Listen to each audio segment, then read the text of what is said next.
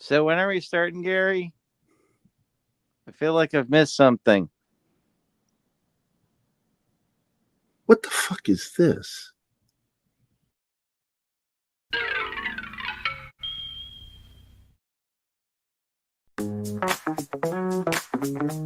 This is how it is today.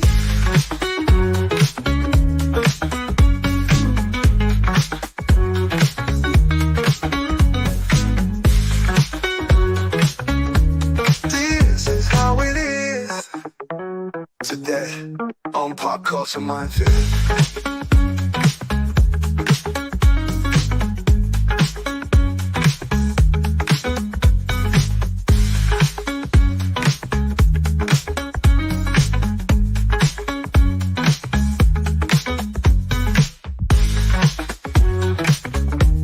This is how it is. This is how it is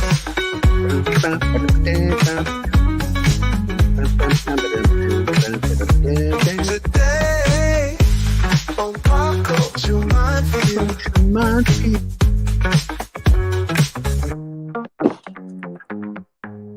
Today on Pop Culture Minefield. It's Saturday. Tom's late. Not sure. I haven't gotten any messages from him, so I don't know what's up. Hopefully he'll be here soon. Probably over there wrapping up with Salty. No, they wrapped an hour ago. Really? Yeah. I'm not sure. I'll message him. They usually do 2 hours. And they start at noon.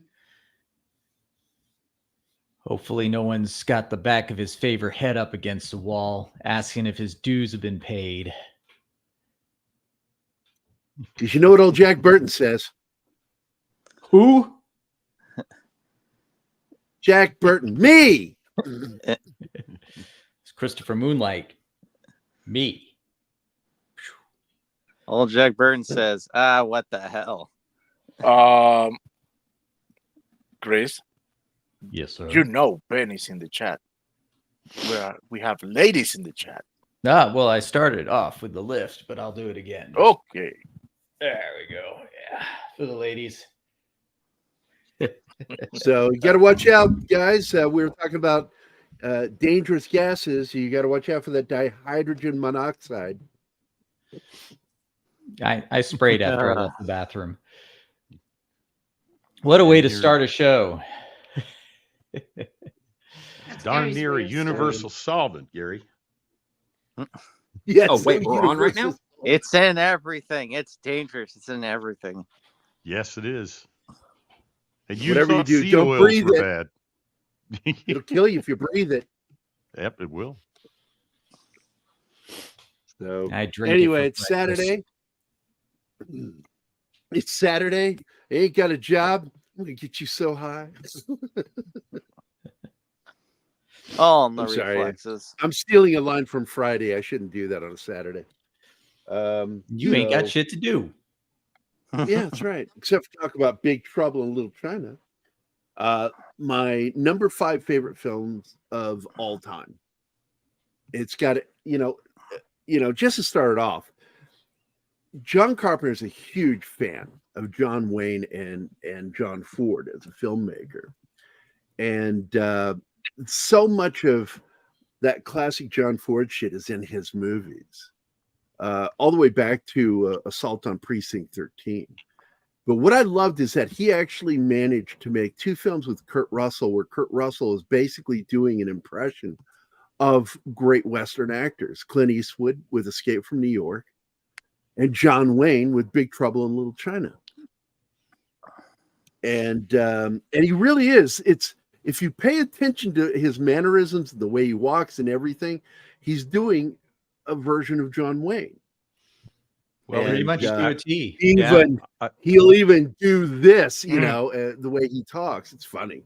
I love it. He actually he did an interview that I saw on the extras of my DVD version of this, where Kurt Russell himself said that one of his models for Jack Burton was John Wayne, but the other was Jack Nicholson, the wisecrack the sarcastic wise ass. Ah, So he was actually building when he said I clicked on the character the minute I read it, and he started to think of it as a cross between John Wayne's swagger and heroism and self-regard and Jack Nicholson's and Jack sarcasm. Nicholson's cynicism, Yes, sarcasm, his and cynicism, exactly. But he figured, I mean, he came very quickly to the conclusion, and I sent you guys the little cartoon image from the cartoon, the Warner Brothers cartoon that this movie made me think of the very first time I saw it, which is called Drip Along Daffy. And Daffy is supposed to be the hero. He's got the big white horse and the fancy outfit, and Porky's Right. behind him on a little burro. And he's going to go into this town and clean up this one horse town. And he gets his ass handed to him all the way through the cartoon. And it's Porky that solves the problem, becomes the hero at the end of the day. So they make Daffy the town janitor. They put him in the Department of Sanitation. And he says, I told you I'd clean up this one horse town, trying to save face. And Porky, who's now the sheriff, is leaning against the wall of the jail, says, good thing for him it is a one horse town.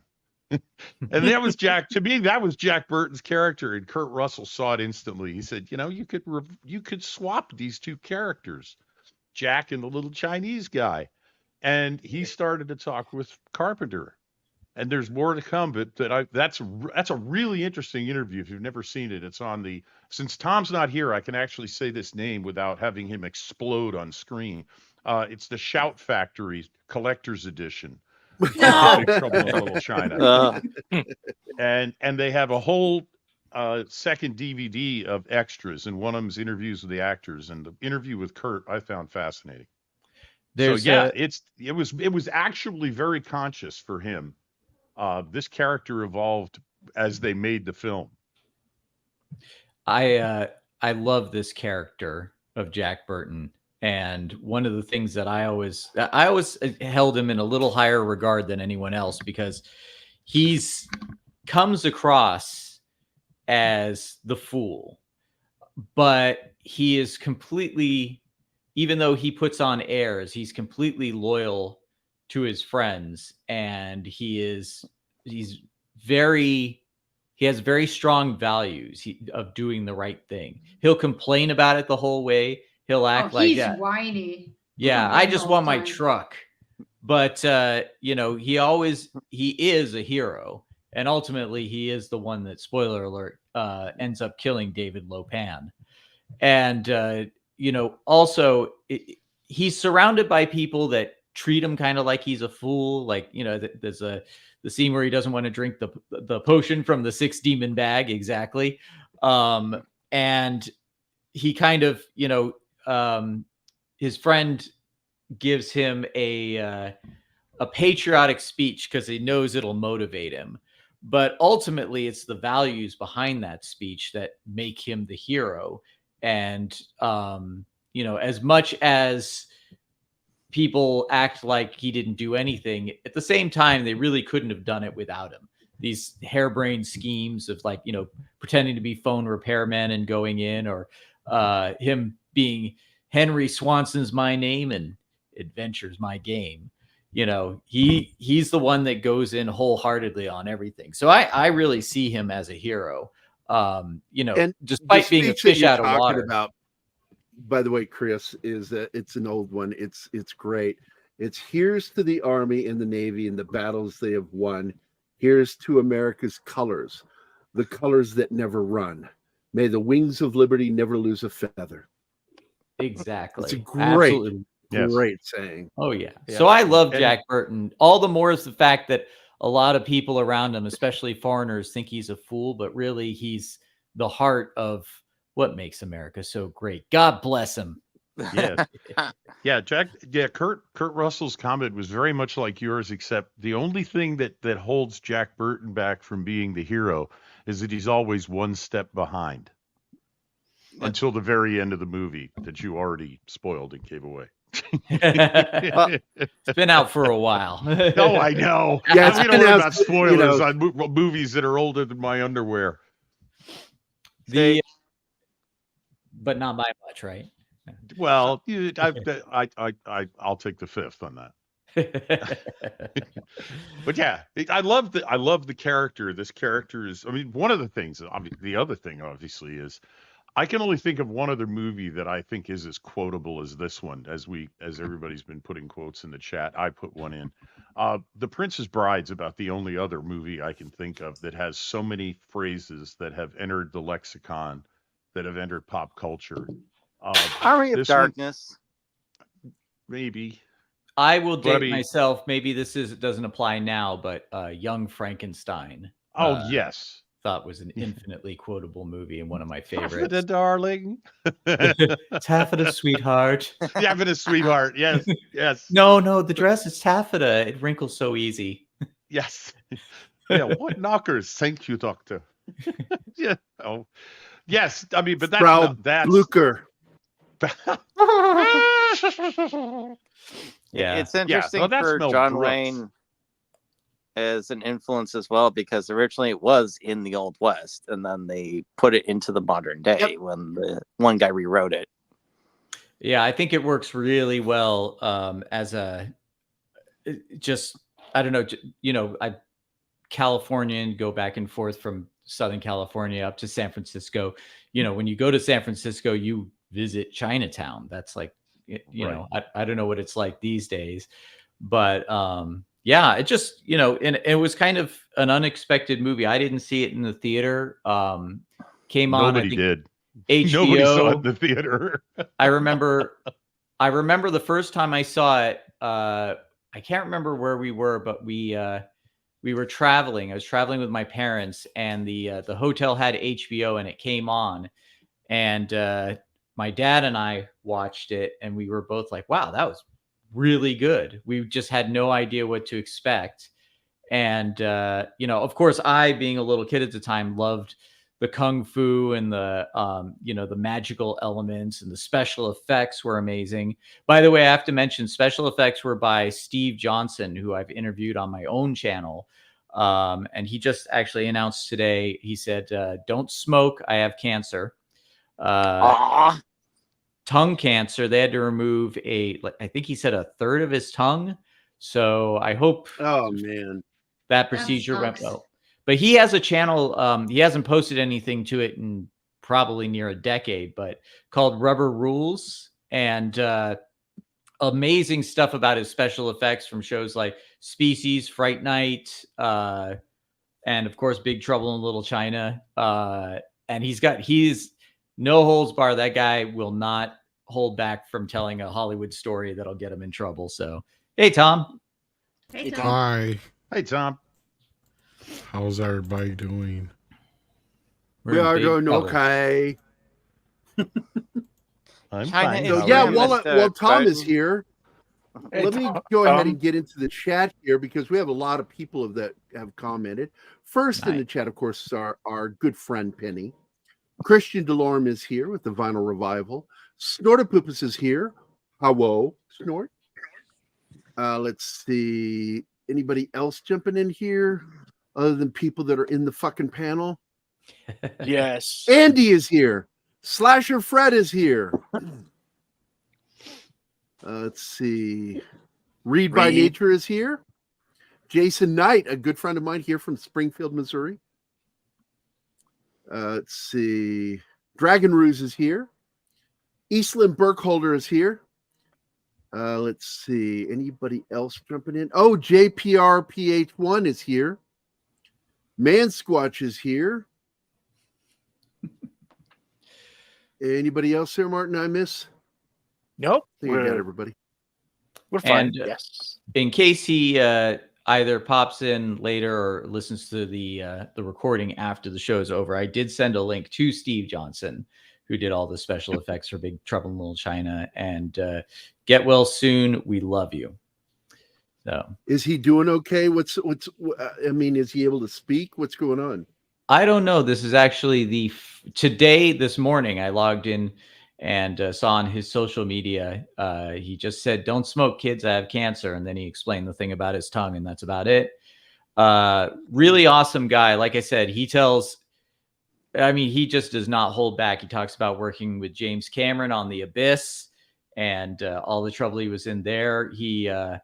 I I think he did Spider-Man 2, and then he got a job, and he just kind of I don't know exactly what you would call it, but he just walked out on his studio and went down to Mexico and did a bunch of cocaine and hung out with hookers for a while before he came back to do special effects again. He does not hold back about anything. He sounds like a typical Thursday for Tom. I don't do that much coke.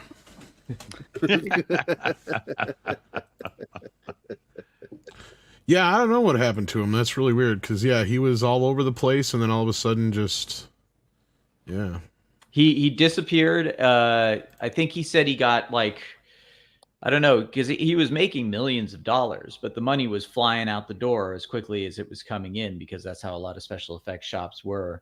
And I think he got like 3 different contracts in one day. And he's like, but I'm not doing this. Like he just decided something snapped. He rode into Mexico, spent a bunch of time there, but he has stories about doing makeup for Michael Jackson, like the disguises.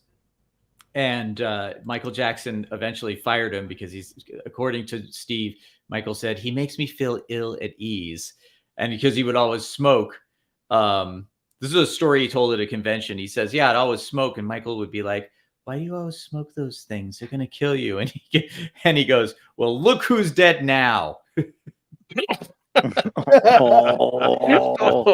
That's Steve Johnson. But he's a great guy. He's a lovely guy. You know, he's definitely an off the wall character, but he's aware of it and he leans into it, which makes him so much fun. Any relation to Joe?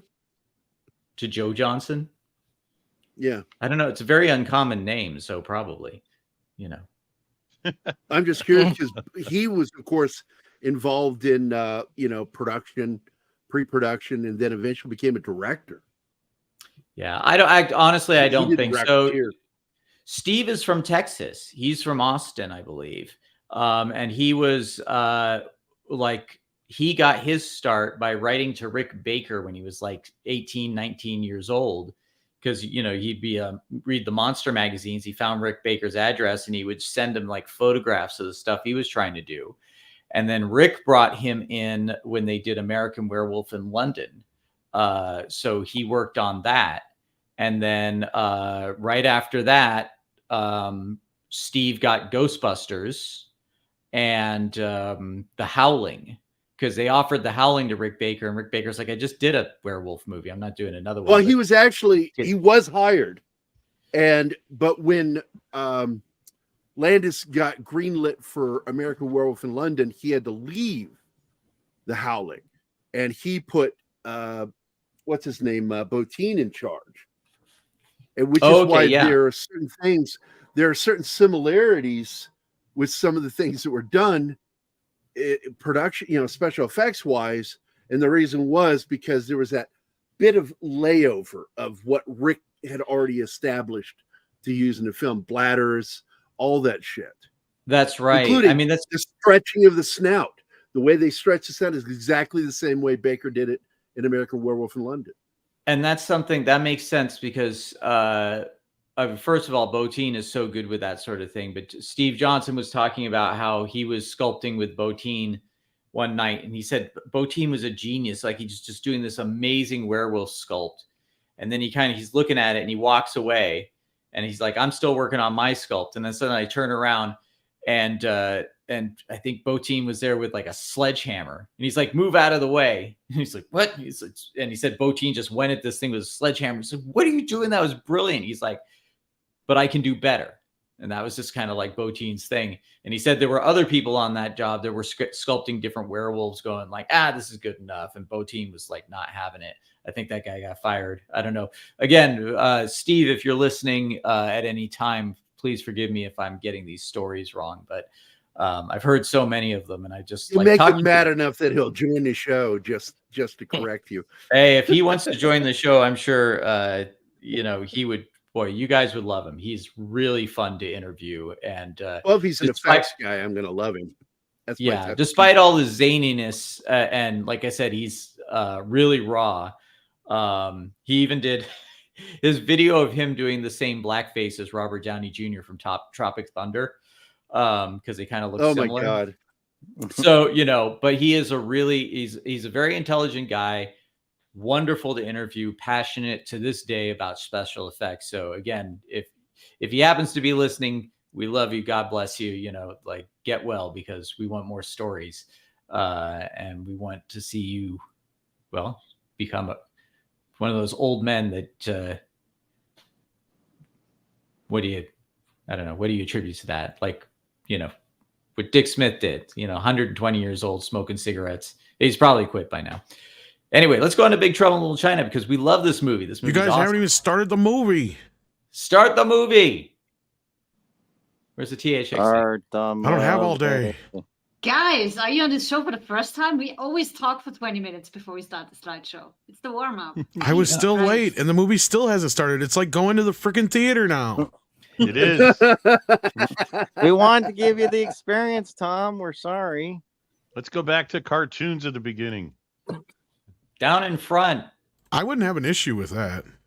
I'm sure you wouldn't. So this opening scene was a reshoot, correct? It was it wasn't a on at the reshoot. end, yeah. It was tacked on. It was shot later because that would be a reshoot, Gerry. No, not a reshoot. It was an add-on. Reshooting means it was shot previously and they had to reshoot it. This was a studio not note, always. though, right? I'm The being studio literal. wanted this.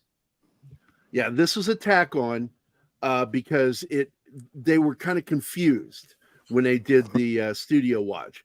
They said, "Well, I think we need a scene that explains it." So, Carpenter went and shot this. And as soon as the first time I saw it as a kid, as soon as he put his hands up and that lightning shot between his hands, I was like, "Ooh, this is going to be good." Oh, I was in. Yeah. Yep. And by the way, Red Shirt, I saw this in the theater. Oh, you and Nice. 3 other people. I love. I want this to talk movie. about that later. Yeah, I want to talk about that later because Kurt Russell had a few things to say about how this movie came out in theaters and why it did what it did or didn't do what it didn't do. Yeah, I've seen those as well. Yeah, you're Well, right. a silly thing they did, and I watched a bunch of interviews for this movie because I was interested when they were initially promoting it, and they kept going, "This is like Indiana Jones. This is our version of like Raiders." And yeah, that explains why, they were basically people were sold the wrong expectations for this movie. Well, the studio execs, and the head of the studio had different expectations for this movie, and they were very, very disappointed when they saw the end result. And in Kurt Russell's words, he and John Carpenter were sitting in the back of the screening room when the studio execs saw their screening, and the lights came. The movie ended, the lights came up, and the executive said to his yes men sitting around him, "That Jack Burton guy doesn't seem to be very good at what he does." And Russell and Carpenter looked at each other and shrugged and went, "He saw it. He got it." Unfortunately, he saw it. He got it. And that was what doomed the movie. Because he was expecting Jack to be the Indiana Jones hero of this movie. And that's not the character that Kurt Russell and John Carpenter created between them. Now, a lot of people don't know this. I know people on this panel probably do, is that originally Big Trouble was supposed to be Buckaroo Banzai against the World Crime League. And they were forced to retool it because David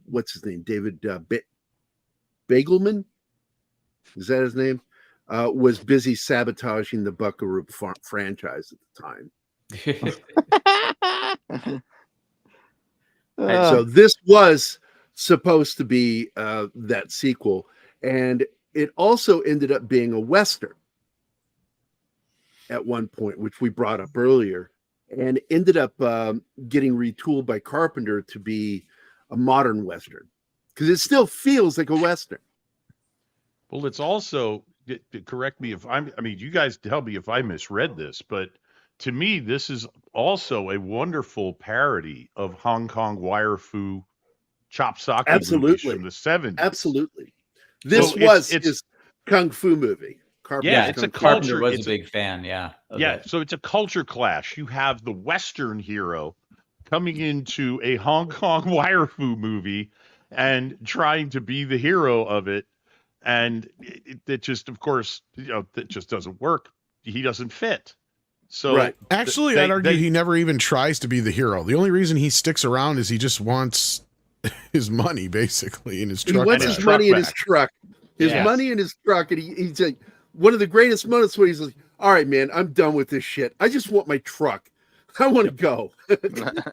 I always felt like, though, and I said this before you came on, Tom, I always felt like deep down he is a loyal friend and he does want to do the right thing. Like a lot of that was just pretense that he was throwing up. At the end, although he does take the money at the end. You earned this. You're right, I did. Yeah. And he doesn't kiss her goodbye at the end either. You know what? Because he's Han Solo. This is Star Wars. And when you're a Well, little kid, you don't want to see the kiss scene. You're like, I don't want that. So when he says no, Exactly. you're There's like, an yeah. old saying, leave them wanting. Yes. And that's what he was doing Yeah. at the end. He was leaving her wanting. Although So Kim Cattrall I at that always time, just I don't liked that. I don't took an think I'd awful pass lot. that. It took an awful lot of self-control to leave Kim Cattrall wanting back then. Right. this is, in many ways, a classic B movie from the 40s. And that's why that's in there. That is a classic trope, the leave them wanting thing. And that's why it's in there. So if you like old movies, you kind of have to bend the knee and go, well, okay. 'Cause I explained that to you before, Anima, that there's a reason it's in there. It's a throwback to the 40s. I whole know, not and I giving her still a kiss don't like goodbye. it. Oh, I have And- to read this chat. I have to read this. Shut up, Mr. Button. You were not put on this earth to get it. You were not put on this earth to get it. But this is just the first few minutes of this discussion, as far as I'm concerned, is why this movie has stood the test of time, why its audience has just grown and grown and grown. There are so many elements to this. There are so many facets. You can read this movie in 5, 6 different ways.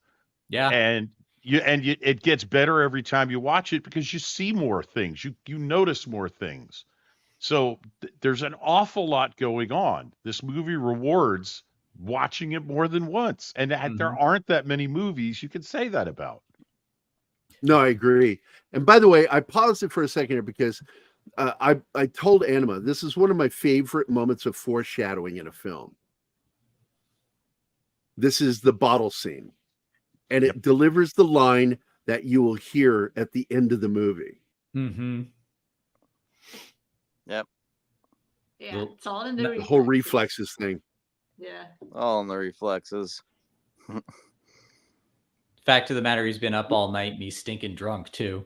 Yeah, they smell bad. That helps with reflexes, though. Also, another great one is when he says, I thought you were going to follow me. He says, then I came to my senses. Yeah. Great lines in this movie. Oh, Yeah, yes. infinitely quotable. There's pretty much every moment of this movie I can recall and quote. You know what I say when it's Miller time? Yeah. I like that Kevin Dunn, he didn't know any martial arts, but he had dance in his background. And so he was able to really take to doing the martial arts because of dance, which has been shown time and time again. Actors with a dance background tend to learn martial arts moves. It's all much just more choreography, easily. Scary. It's just It is. choreography. It's all in the Same thing. reflexes. Yeah. And the That editing. I gotta say though, it's it kind of ruined Prince of Darkness for me because I saw Prince of Darkness obviously after Big Trouble in Little China, and I was just like, Oh, yeah. Yeah. You're expecting them to fly around, kick the shit out of demons, and nope. Yeah, Well, it's so Eggshell funny that versus the both anti-god. films, that are closely related, it's said that they're in the same universe because of the scripting, that Buckaroo and Big Trouble both should have had sequels but never got them. I can't finish Buckaroo Banzai. The movie bores the hell out of me. I just don't get it. What? Okay, you can shut up now. Yeah, eat shit, Chris. Your Absolutely. nerd card is now revoked. Yeah, hand it in. I put that up there with Hans Zimmer as crap. Well, Now, Hans Zimmer does have a background where he did some good scoring, but something happened to him in the late 90s going into the 2000s where he just started writing music where it's just droning on, and it only worked with that Blade Runner 2049 because that's how the soundtrack was supposed to sound. Oh, speaking of soundtracks, by the way, was it the Big Trouble in Little China song? That's John Carpenter singing, right? I know it's his band. Yeah, John Carpenter doing the lead vocals along with his co-composer. I love that forget song. his name. The Coupe de Villes is what they call Yeah, themselves. Coupe de Villes is the name of the band. Big Trouble in Little China. Little China. Well, you can hear the Nick Castle is on that with him, who of course plays the Shape. That's Nice. Nick Oh, okay. Castle? Yeah, Nick Castle's No in there shit. too. Yeah, Okay, cool. I love these. not in the movie, but in the song. Him and I it's Nick know what you Castle, him and I can't remember who the other guy is, but it's another one of their buddies. I thought it was the Was it Tommy Lee? co-composer of the... I think it was Tommy Lee Wallace. I think, if not. I love these Chinese gang members with their glasses. I know. There's actually a deleted scene near the end of it when they get out where they find them again and they actually hit them into the bay. I have not seen that. Holy shit, yep, that's who it is. It's Nick Castle, Tommy Lee Wallace, and John Carpenter. Miao Yen. Yeah, green eyes. The The thing that always cracked me up is like, yeah, but Kim Cattrall's got green eyes in the movie, but she's not Chinese. I thought that was a part of the deal, but I'm like, okay, I'm just going to overlook that being important. Look, again, Kim Cattrall, you can make some exceptions. Yeah. Indeed. I mean, David Lopan certainly did. Ah, yes, Kim Cattrall. I love this, though. Son of a bitch must pay. And that is the line I stole that is in Vindicated Inc. It is in there, but he says motherfucker instead of son of a bitch. I always love this. Why is it in Safe Watch the Park? Because people are crazy, Jack.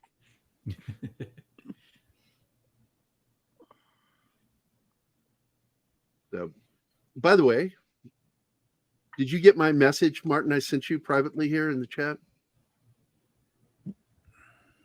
Because I don't think you have. Yeah. Egg Shen makes a lot of money driving tour buses. You got to wonder Now, if that's one of the fan theories is that he retired and went to the desert and opened a little store down there that you see in Trimmers. That was a fan theory. But it's crap, but it's fun. In the movie, he says that he's a very rich man. He owns the whole neighborhood. So, I always thought that he was driving that tour bus as just kind of like a front for some shadier dealings. Shadier dealing, or just got nothing better to do because he's old. Well, he says the guy says to Jack Burton at one point, the stuff in this warehouse is priceless. So, I think what he's selling is ingredients, very expensive medicinal plants and stuff, and Chinese magic, Chinese medicine. And yeah, there is a lot of money in that. Have you ever priced ginseng recently?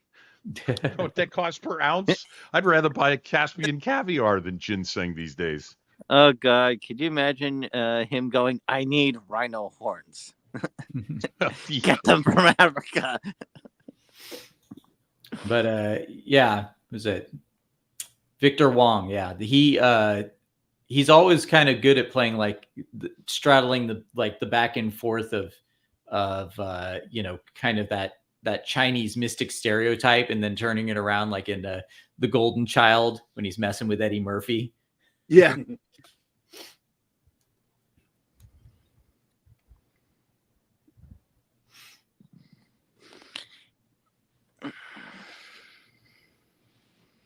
And this is just where it just goes crazy with the kung fu. Again, being a little kid watching this for the first time, and just all these these two factions. And it's an '80s movie because we have Al Lowe here, everyone's favorite terrorist in every single '80s movie. Yeah, don't panic, Jack. They're good guys. Because Jack has no idea what's going on. I love Al Lowe, especially when I have a sunburn. I just like that they got the 6-shooters too. He does his little kung fu move and then grabs his guns. I always love the pointlessness of when the storms show up and then they toss themselves with their knives, do a flip, and then toss the knives. Yeah, those are kukris, by the way, the old Gurkha Indian knives. Yeah. But I fucking love those things back in the 80s. I mean, he threw pretty much everything that was popular in the 80s in this. Yeah. Yeah. One of these days I want to get a Gurkha knife. Just put it in a case, put it on a shelf. When you learn why the blade is bent the way it is, it's really disturbing. Yeah, I know. Yeah, it is. Yep. And for those of you that don't know, it was so they could put the blade flush with the neck, and when they would pull it, it would decapitate them for the most part. They are evil, those This is the way the banana blade bent. Yep. And it would go. There's a dude, you're watching an 80s martial arts movie or action film if that dude is in it. Yes. Yep. My favorite, other than this one with him, is Lethal Weapon, because he's the guy torturing him. Oh, Die Hard, man. One of my favorite bits in Die Hard is when he's behind the counter getting ready with his gun and looks down. He sees that there's candy bars below. And he grabs a candy bar and starts eating grabs it. the candy bar. And it was improvised, as I recall, on that too, that he did that.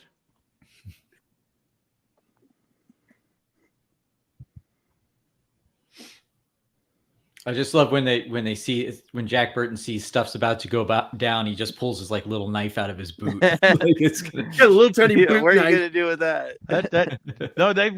David Lopad actually said it. He said, "Nice knife. It's a Fairbairn Sykes double-edged dagger, for crying out loud. It's not big, but it's very, very effective." And I'm sure Gerry knows everything about Fairbairn and Sykes. Yes. Bruce Fairbairn. It's a good knife. Goodbye, Mr. Button. Yes. Goodbye, I mean, Mr. it's not as big as the kukris, no. And let me put it this way. I share one SEAL author's attitude towards knives as fighting weapons. I hate knives. The guy who wins the knife fight goes to the emergency room and he looks like he lost. Yeah, it's the first thing we learned in Hand to Hand was that you're going to get cut. Just accept it. There's no way of avoiding it in a knife fight. You're going to get cut. What you do next, though, will mean survival or death. Right. Freak out about it and go, "Oh!" You're done. Or just keep going. This movie, and especially these characters, were a huge influence also on Mortal Kombat. Like the hat and that makes sense, because I always wondered why they look so much like that. I've always wondered how they did these electrical effects because they were beautifully animated. And animated, as I recall, right, Tom? Didn't they paint them on the film or something like that? I'm trying to remember how they did probably. I'm thinking the technique is probably the same way they created the glow effect in Akira, which is to paint it on, and then I think they re-expose the film while shining a light behind it to give it that kind of light bloom effect. If Steve Johnson was working on it, was probably the same effect they used for the light, the light on the proton packs. Huh. Which was just flat out animation, yeah. Yeah. I don't know if Steve Johnson did any of the optical effects. I think he just... Yeah, I'm not 100%, but yeah. I think he strictly does the practical stuff. Honestly, I know very little about this movie. I know some stuff, but you guys probably know a hell of a lot more than I do.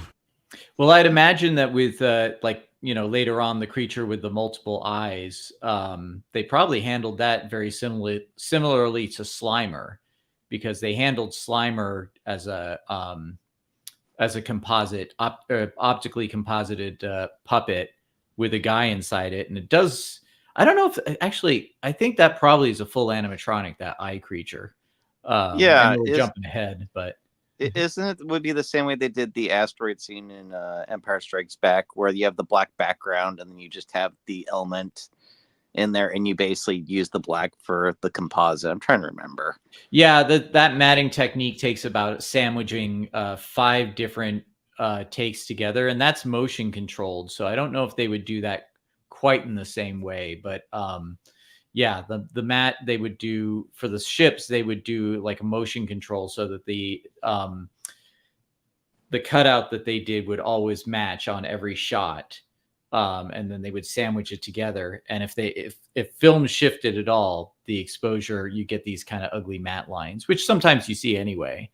But yeah, Steve Johnson did the beast, that weird kind of Chinese monster, hairy beast, the giant demon. Yeah. And the rumor was that in the sequel, that he was going to be partners with Jack Burton. Sort of his Chewbacca. That would be great. Oh no, it would not. I'm so glad there was no sequel to this movie. There's a lot of exposition in this movie, and I think again, Jack Burton as a character, kind of he's almost kind of like fulfilling the Hidden Fortress or R2D2 C3PO role, where he's kind of commenting on everything as well. Otherwise, you would just be marred in exposition constantly. Well, it's one of those things that you're literally, first time watchers, you pretty much kind of are Jack Burton, where it's like all this stuff is going over your head. Yeah, he's a fish out. He's totally a fish out of water, but he continues to go with it. I love how he's trying to like explain to the insurance company what happened to his truck. I just love it. Hey, like, isn't that your truck that you abandoned? Because I didn't abandon that. I'm on the phone with the insurance company. I would have been pissed if somebody said that. Look, I'm going to tell you a story, and I don't want to hear act of God, okay? Yeah.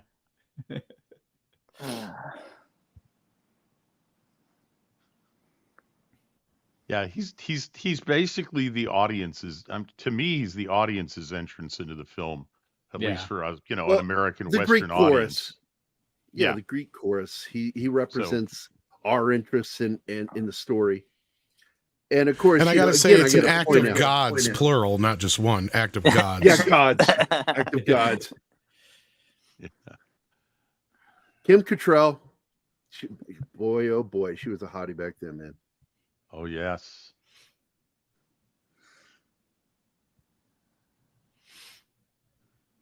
Yes, there was a comic, just like with Buckaroo Banzai, they do the comics, but I got to tell you, as a diehard fan of the films, still not the same thing as getting the sequel. Chris doesn't understand, man. We wanted a sequel to this movie, just like we wanted a sequel to that other film that he fucking hates, Buckaroo Banzai. Yeah. And I also hate Dune Part 1 and 2, by the way. That was absolutely garbage. On that we can agree. Either.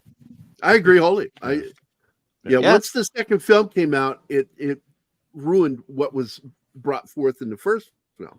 So I'm like, yeah, done. No interest in it. Yeah. It's like now they're going to do Duke Messiah as a feminist text. And I'm like, you guys can fuck off now. Yeah. I'm not interested in seeing Zendaya scowl for another 3.5 hours. Yeah. Well, I would love to have seen a sequel to this, but it would had to have been made within a year of this movie coming out. And again, I want to point out, though, Red Shirt, this movie was originally the sequel. No, I know that. Banzai. I know that. I know it was... And then we wanted a sequel from this. I know. I'm just saying, The Rock has been, Dwayne Johnson has been trying to make a sequel to this for several years. Yeah, it's too late. And he belongs nowhere in a sequel to Big Trouble in Little China. Absolutely not. Yes, he will be the orange monster. Unless he's the demon. Yeah. Yeah. I love the demon. I love Henry Swanson here. Henry Swanson's my name, and it Excitement's my game. Excitement's And that is such a call, that is such a callback to the characters, the type of character that Kurt Russell played for Disney way back early in his career. Absolutely. That is like a Disney character, and he's like, "Oh, I still have that old costume and glasses from the computer wore tennis shoes. Why don't I wear that to the whorehouse? It'll be a perfect disguise. Nobody will recognize me." I still love that. She says that with complete sincerity of insincerity. We got one of our best men in there. Yes. I just love this. Would that be cash or charge? Cash, I guess. I mean, it's not deductible, is it? That's actually really good. You almost sounded like Jack Burton there. Oh, we lost Tom. Yeah. But we gain a John. Ah, that's Wolfen. Hey, John. Nice to see you, man. So even though we're not there, I've been dying to play this clip, and I got one from one of the original. This is from the documentary, but it's a clip from the movie, and I just love this moment, and I stole it from that cut for TV, HBO. Here it is. Follow the leader. 1, 2, 3. We may be trapped.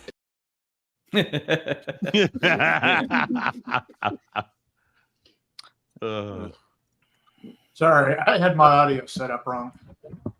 That's okay. Take your tie off, please. Oh, I know what you mean. Gave it to me. My ex-wife gave it to me.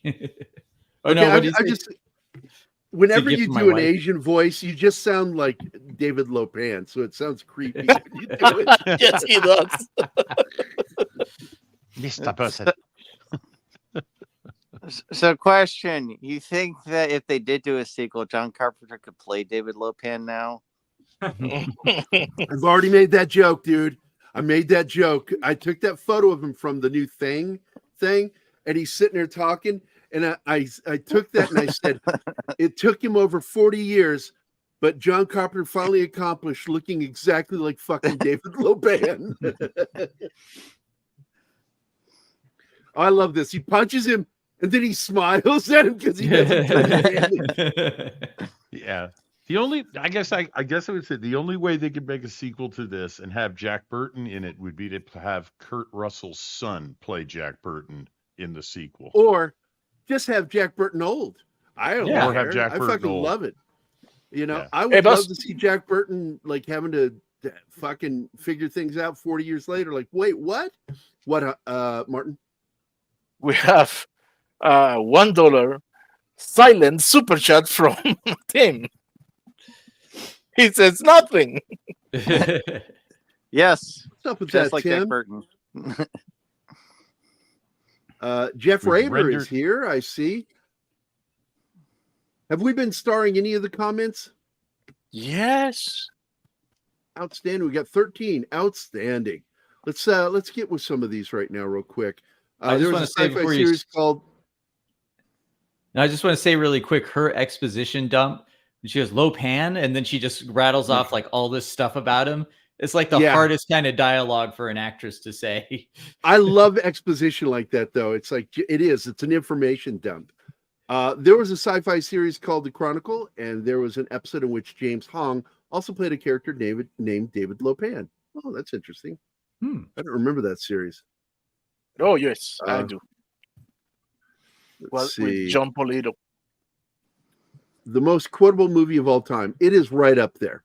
I think the most quotable movie is Tombstone, another film with Kurt Russell, but it's not his lines. It's Val Kilmer's. Doc Holliday. Yeah. See, that's how it is, but that's how it always begins. Oh, yes.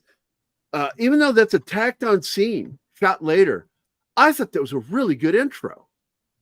It always starts small. If we're not back James in, Hong. what is it? If we're not back in 2 hours, call the president. If we're Call not the back by president. morning, call the president. Yes. Oh, that's right. Tom's back. Yeah, I had to reboot for some reason. James Hong is great. A quick story about James Hong. I used to I was working when I was doing the Quantum Terror. I hired James Hudnall, who's a comic writer, to be the script consultant, and he worked with James Hong for a little bit. And he'd shown James Hong some of his comics, one of which had a Asian assassin who used acupuncture needles. And he says, when you know it, one day I'm watching I can't remember if it was a TV show or a movie that he was in, and he's got the acupuncture needles. He's like, damn it. I will tell you, I've met Hong. He's a really sweetheart of a guy. But the funnest thing about him was when he called my home, because I ran Blade Zone back in the day. Right, yeah. And he called my house, and I came home from work because I still had my 9 to 5. I come home from work, and I see I've got some messages, so I'm going through them, delete, going through them, delete, going through it, and I hear, "Hello, Gary. This is James Hong. I only do eyes. Call me." That was what he said in that tone, and it fucking slayed me. I'm like, there were 2 phone messages that got left for me that I always wanted to keep and lost with time. Was that one and the one from Bruce Campbell that cracked me up. And fuck, man, that's like something that's worth so much to me now, and I don't have it anymore. But Hong is always funny. He's actually a really nice guy, but he was always fishing for names of people. Who else do you know that does special effects? I'm like, a lot of people. I can give you all their contact info. I don't know if they'd be good what you're looking for, because he was trying to create his own production house back in the late 90s going into 2000. And I don't know if he ever accomplished it or not, but sadly I lost his number. I asked Gerry, the other guy that runs Blade Zone, he still runs it, if he had his phone number. He doesn't have it either. I'm like, crap. Then you had backdoor job later. Okay, Tim. No, he gets it. Video. The super chat. Well, in fact, that should be free. The standard reading. By what name are you known? There are some who call me...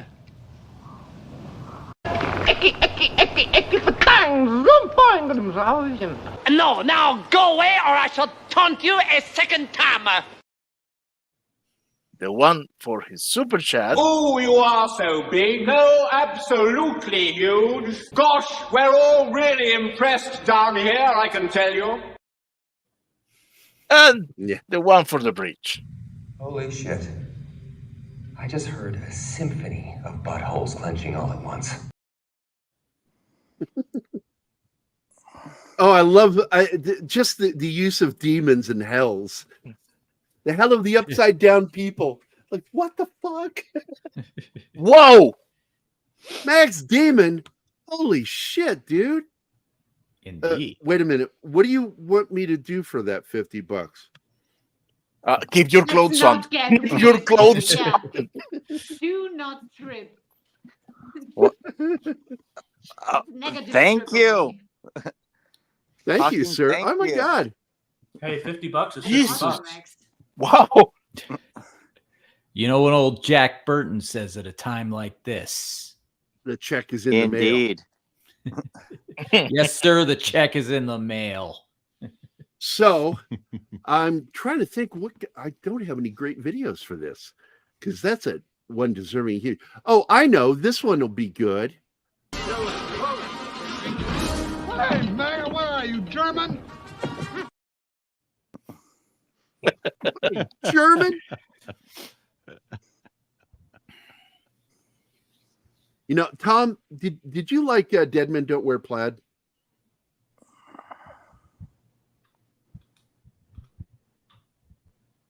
Anybody on this panel like that film?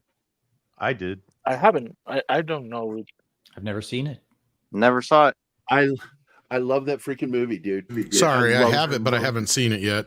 If I have, it's been years and years and years, and I don't remember. Oh, it's Steve Martin, came out in the 80s, about 80s. Yeah, I have it on Blu-ray. I just haven't opened it yet. Oh my God, dude. That's got one line that I've never forgotten. Eine Sorry, Macke Frau. I just needed to adjust your breasts. Yes, it fell all out of whack. No, I love the line, am I your Heinemucker Frau?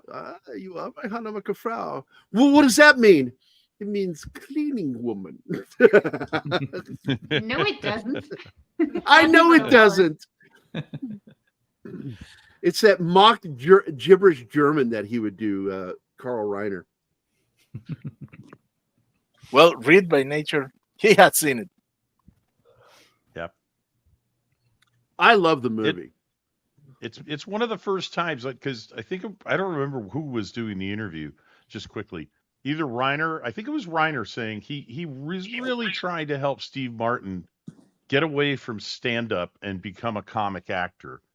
But the problem was that Steve Martin would sacrifice a character completely for one funny line. And Reiner said, you'll have a bigger impact as a comic actor if you stick to making the character funny and stop trying to be a stand-up comedian in the middle of the movie. And I think Dead Men Don't Wear Plaid was probably the first time he came close to it. And I think he nailed it in Roxanne. I was going to bring up Roxanne. I love that fucking movie. A lot of people don't know that is another adaptation of the classic Cyrano de Bergerac. Yes, everybody knew that. No, there are movie people, is that? I shit you not. There are fucking idiots out there that have no fucking clue. My favorite Steve Martin performance is Leap of Faith, if you've ever seen that. Yes, I've seen it. I want to talk about this scene, though, because this is when we first see David Lopan come in as the little old man with an amazing old age makeup. It's just and I mean, it's as good as Dick Smith's work. Honestly, and I don't know if Steve Johnson did this makeup. Probably he did. I think Steve Johnson pretty much managed all the practical and makeup effects on this, because this wasn't a big budget movie.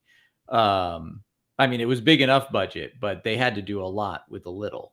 And is the video stopped for everybody else? It's stopped. Yeah. Yes. Yeah, it's paused. Yeah, but it's not though. No, it says that it's running, but it's frozen. You might need to restart it. Yeah, that's a bummer. Sorry, but the amazing thing about this, though, is that they did this really impressive old age makeup on him, and then on top of that, they created a dummy that's a puppet that they could light from the inside for the scene where he transforms. Oh yeah, spirit version. And it's perfect. Yeah, it's absolutely perfect. It's just, he's sitting there, and they've even, I don't know if they worked with him, like his kind of shaky old man mannerisms, but they made the puppet do the exact same thing, and it kind of tilts its head up, and they light it from the inside, and then they do the optical lighting effects for the transformation. In fact, when I saw that in the theater, because I saw this movie in the theater, Red Shirt, I rub it in. I thought, how did they do that effect? I was like, because I thought that was still him, and they were doing some sort of visual effect over the head, but no, it was a prosthetic head, and it's like, holy shit, that was incredible. Yeah, there's some really clever stuff here. Yes, yeah, the practical effects in this are really pretty amazing. There's some excellent stuff in terms of practical effects. Okay. This was, this is after Star Wars. Star Wars had brought out Industrial Light and Magic, made them famous with optical printing and the computer motion controlled cameras and all of that stuff, which, was a game changer. And of course, nowadays we all complain a lot of us talking about more modern movies complain, I wish they'd go back to practical effects because they're just relying too much on CGI stuff. This movie, for its budget, is amazing for its effects. Absolutely agree.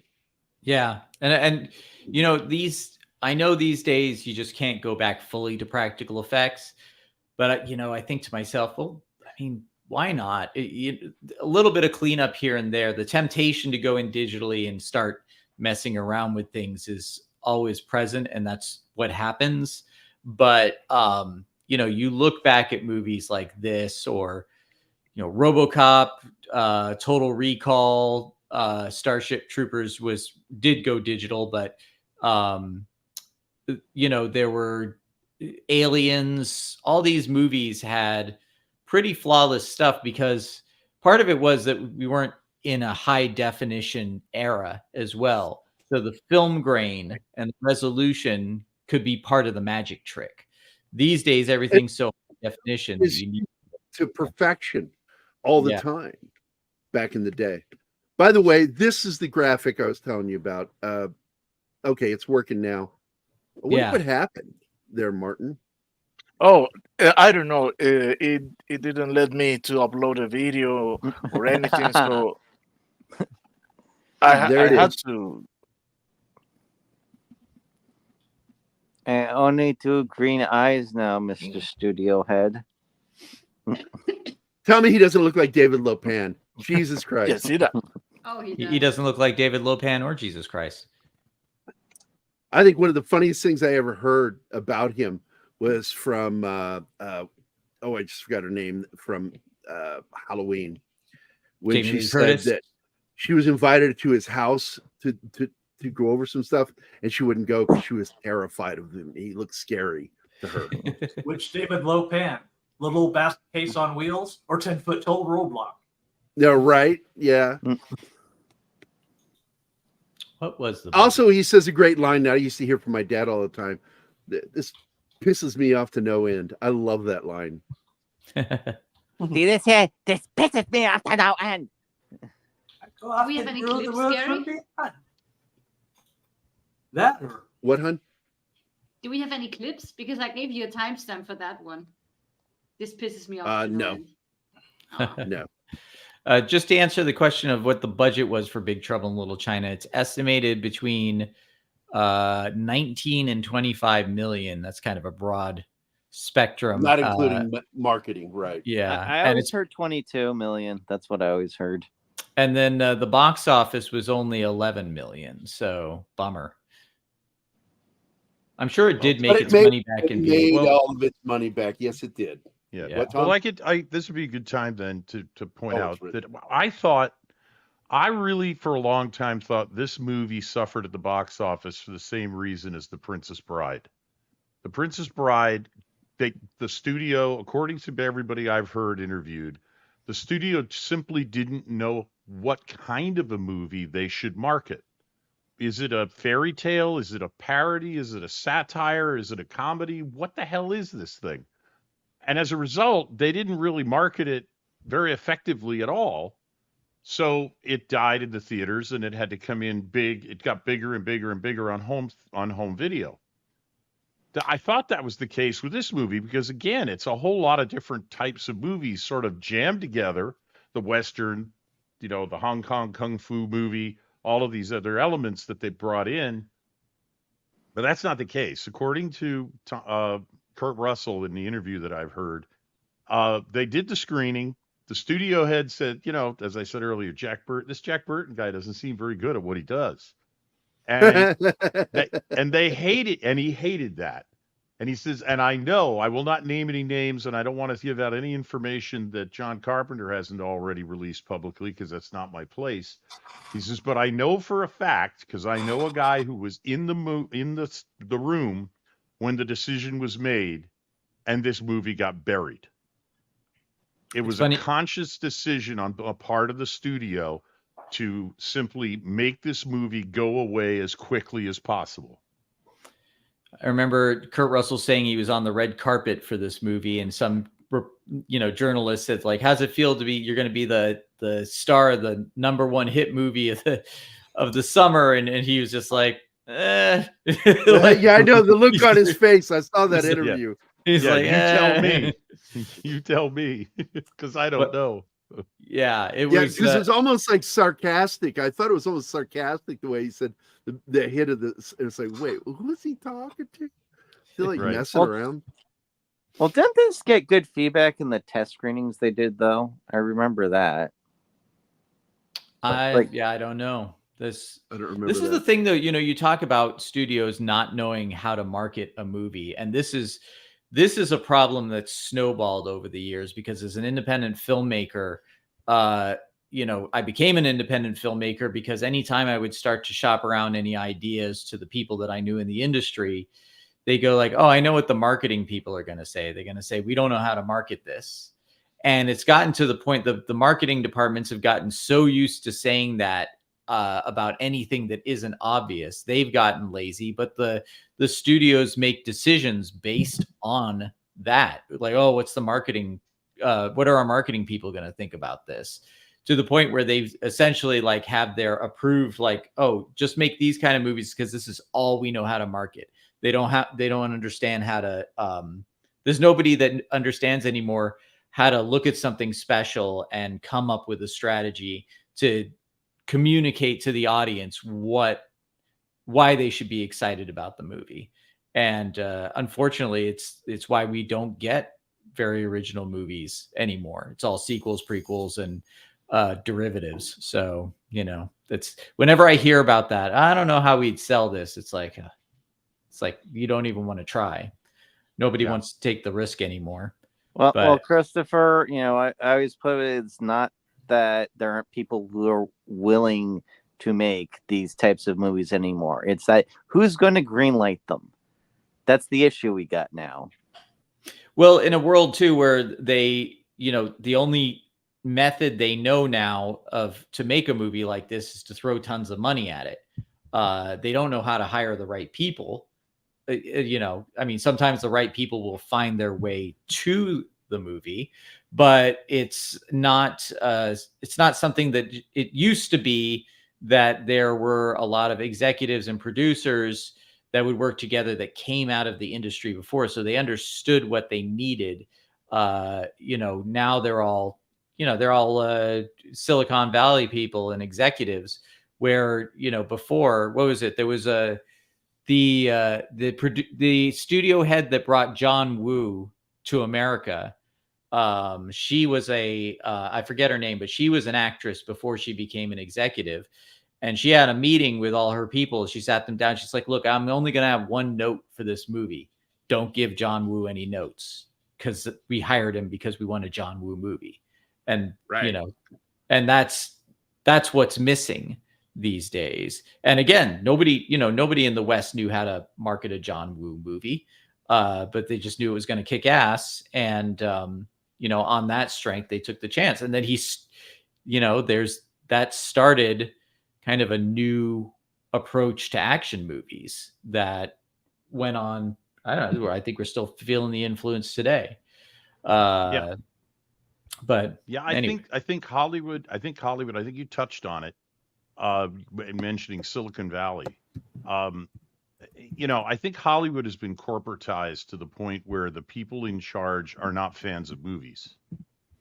Whereas, back even in the bad old days of the worst treatment of employees and actors and everything during the studio system, you still had people who wanted to make good movies. They wanted to entertain people because that would get people to their theaters, not the competitors' theaters. So the competition was still there. And a guy like Louis B. Mayer would be looking for the right people to put on a project, because he'd want everybody to go to the MGM theater to watch his movie, not the Warner Brothers theater to watch the Warner Brothers movie. And the problem is that when independent filmmakers, and I'm not blaming independent filmmakers for this, in the sense that Hollywood could afford not to care as much about the creative process. Would you agree with that? So studios stopped being, bastions of creative movie making, and simply became, funding for projects and then marketing and distribution. Well, you need MBAs and accountants to do that. You don't need creative people. And unfortunately, what that leads to, it seems to me, is what you were talking about, that they don't know how to market these movies anymore because they're all on a low risk strategy. Yeah. Well, it's even these days, I talk to a lot of younger independent filmmakers, and you mention movies like this, and they go, oh, what's that? And it's like, don't you even know the history of what you're doing? It's like they're basing their decisions on, I think that there's a saying in Hollywood these days: if you're pitching a movie, and you're going to compare it to another movie, don't compare it to anything more than 5 years old, because their memories, their knowledge of cinema literally goes back just about that far, and that's it. As opposed to, what Frank Zappa once said. He said it used to be, it's like, yeah, there'd be like a guy chomping on a cigar, going like, listening to the music going, I don't get it, but the kids like it and you guys get it. So go do what you need to, because it would sell. Now you get all these people that they don't even care about movies. They're like, oh, it's show business. It's like, yeah, it's show business, but the product is still show. And if you don't have a good product, the business isn't going anywhere. That they've kind of brought it out of balance. But anyway, we digress. We got like a whole like kung fu scene going on here.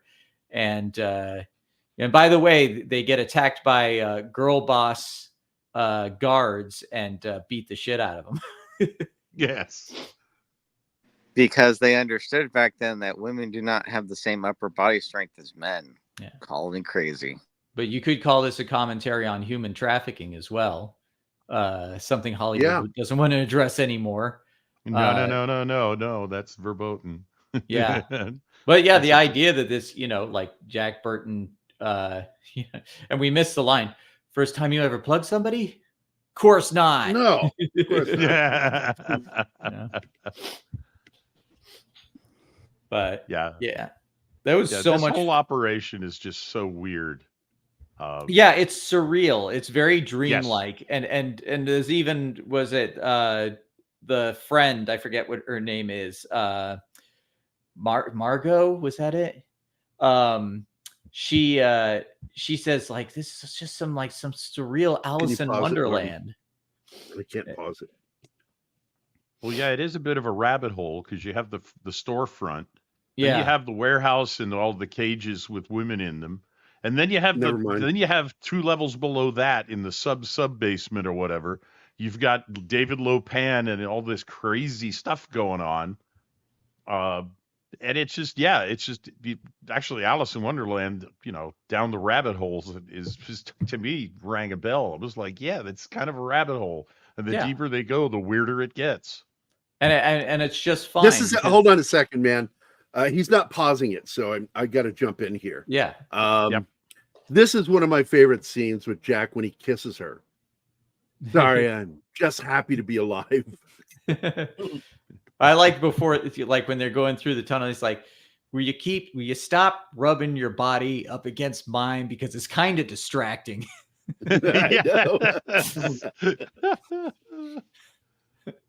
Great fucking dialogue in this thing. Yes. Wait.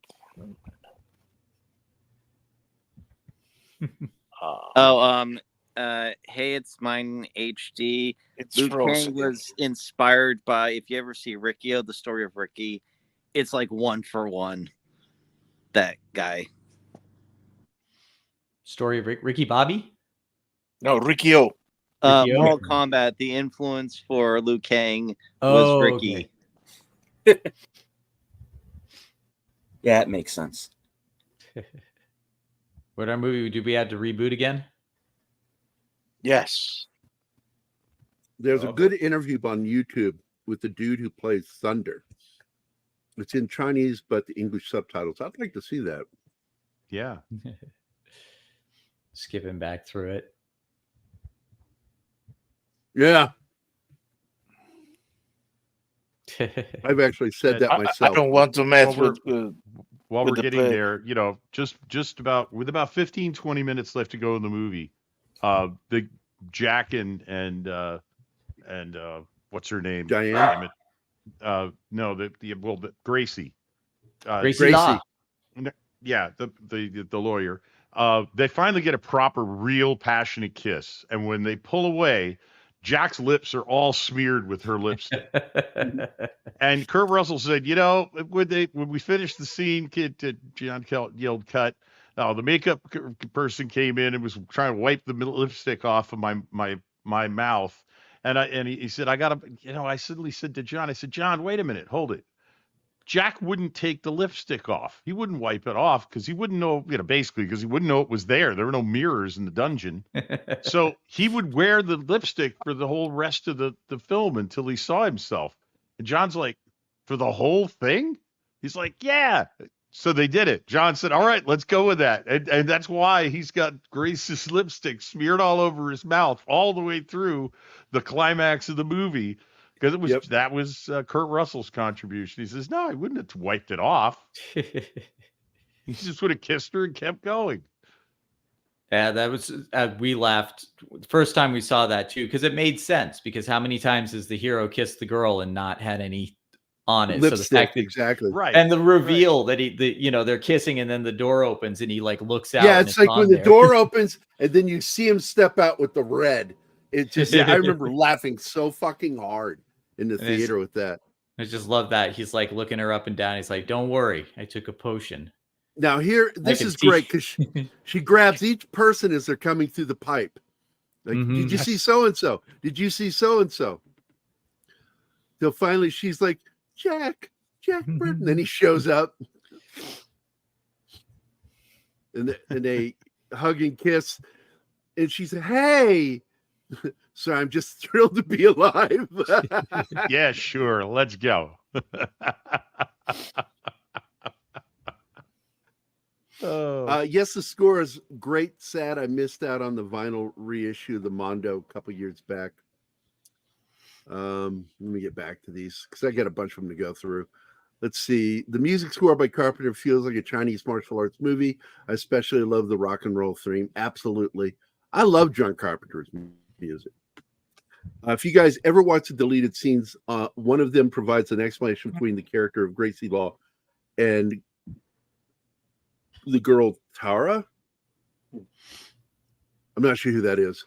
Tara's the girl that at the airport. At the airport that she's waiting to pick up. Right. There was talk about a remake. I'm sorry. Go ahead. Oh yeah, go ahead. No, you go ahead. Oh, I'll read it then. There was talk about a remake, which is kind of hoping for to begin with. But after years of bad movies, I'm glad this exists and it's in its entirety. I totally agree with this. Gary, I know your stance on this, but I'm a huge Aliens fan. Aliens. I didn't need any sequels after that. No more. After that, no more. There's lightning in a bottle, and the more and usually when people say lightning in a bottle, it's because somebody has managed to distill down and concentrate the essence of what makes stories like this good. And it's so difficult to do. It takes real talent to do. And then when you try in the word essence of, it just sounds perverse when you say it. I don't know why. It's what comes out of us saying it. It's what comes out of a still, Gary. It's but anyway, it's but essence is important because the more sequels you do, you get people going, well, where do we take this next? And what are you doing when you're asking that question? You're diluting it. You're diluting what made it special to begin with. So, it's like, The Rock, could you imagine The Rock being Jack Burton? It wouldn't work because The Rock is always The Rock. Sometimes that's fine for some of the movies he does, but it's just ultimately he's The Rock. Kurt Russell, being Jack Burton, which is he worked on that character, like you said, Jack Nicholson and John Wayne, and you can totally see that. But he's also versatile enough where he can just like walk in as Henry Swanson as well, and you totally buy that character, and it's and it's a lot of fun. This and this again is a movie of its time as well. Very much so. It's an 80s film. My favorite example of lightning in a bottle is Ghostbusters. Yeah, Ghostbusters. Ghostbusters was more than that movie ever should have been. It worked perfectly. And people like to say, well, Ghostbusters 2 is not a good movie. I'm like, actually, Ghostbusters 2 is a very good movie. It's just not Ghostbusters 1. Yeah. Ghostbusters 1 just makes anything they made afterwards. I'll tell you my main complaint about Ghostbusters 2, but I got to get to these. is the fact that Dan Aykroyd is fixated with the animated series, and he brought shit from the cartoon into the movie, and that bugged a lot of us. Okay, so Read by Nature, there was a comic, I think, that acts as a sequel. Yes, it was. Actually, it was more than that. There was the same thing with Buckaroo Banzai. They both had comic book sequels. On top of that, there was a crossover with Jack Burton and Snake Plissken in the comics. So go look for that. Big Trouble in Little China is more Escape from LA than New York, though. Right. Old Jack Burton doing Egg Shin character. I love Egg Shin's character. He's such a great character. And by the way, I have a clip that played earlier that I wanted to play. I love this scene, and I love this line. It's absolutely my number one favorite line from the film. You will come out no more. What? Huh? What'll come out no more? Yeah, that's a favorite of mine too. Won't come back anymore. Follow the leader. 1, 2, 3. We may be trapped. The Chinese gong sound effect was so fucking funny. Anyway. Going down into that underground land, it's like, what is this? Black blood of the earth? You mean oil? No, I mean black blood of the earth. Yeah, that was great. That reaction, though, what'll come out no more? It's like, yeah, that's pretty much what we would all do. Wait a minute, the Asian chick was in Penthouse? Oh, all right. We'll need to research that further. And she's this chick here that played the reporter. She's a character that just, I don't think she gets any love with this movie. And I thought she was really good in this role. She had I don't know her from Adam. I don't know what she did after this. This guy spoke no English. You'll pay your everything he said in English. Everything he was taught to phonetically pronounce. It's the same thing with actor Toshiro Mifune, who spoke no English. Anytime he was in an American film, he was taught to say his lines. He had no idea what he was saying. It was just gibberish to him. Let's see. Read by Nature. Hong was criminally underused in R.I.P.D.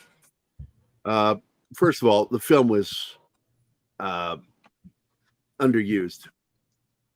So I wish that film had been better. I enjoyed it, but anyway. Anyone named Wang Hung Lo in this film? Oh, God, too. Oh, He had to. That hurts. You may not know, but Clueless is based on Shakespeare. Hey, guys, Evie Muck screwed up. Again, like I said, Mephisto, no worries, my friend. Let's see. Hell yes, this movie is so underrated. Absolutely. Hey, it's mine, HD. Welcome to the channel. I wouldn't know if it's underrated. Everyone I know absolutely loves it. I think it's just there's not as many people aware of it as we would like, but it's everyone loves it. It's underknown. Doesn't the 10-foot guy have a different name and the David Lopan in his little old man name? No, it's all David Lopan. Yeah. Fu Manchu. Absolutely. There's no question that David Lopan is reminiscent of Fu Manchu. Okay. If I remember right, that they were afraid of a Fu Manchu situation. There was actually some blowback against the movie because they thought that was gonna be in there, Fu Manchu. Yep. Lopan, which one? The old geezer on wheels or the huge roadblock? Afraid? Are you kidding? My bros bought a Balisong knife because we saw it in these. Yeah. People miss the point that Jack Burton is the bumbling sidekick rather than the hero. Yeah. And that's kind of really what he is. He's not the real hero. That, Kevin Dunn's character is the hero of the story. Jack is there for comedy relief, I think, to make it fun. Yeah. the martial arts that they do, these characters, they were basically said, this is point A, this is where you need to go. What you do in between is up to you. And so they did their own performances here, did their own choreography. And it was awesome. Some of it's a bit weird for me. But it's cool that they let them improvise. Oh, absolutely. He's also Samuel Clemens on Star Trek Next Generation. Yep. Yep. Very good actor back in the day. I love that line. Many normal people were killed. Like, wait a second. So then unnormal people weren't?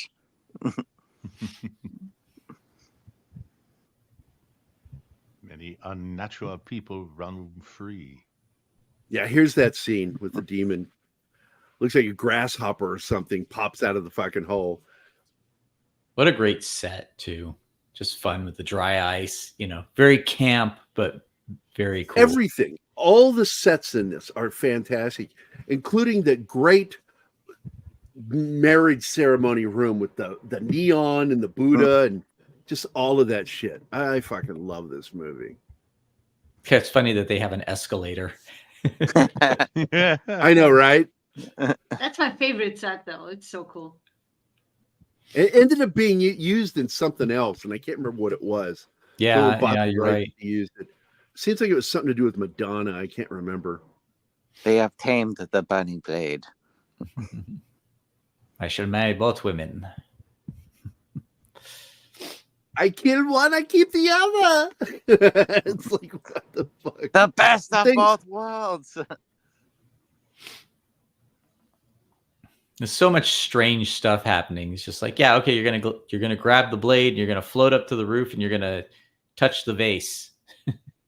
And yet your weight doesn't cut your fingers.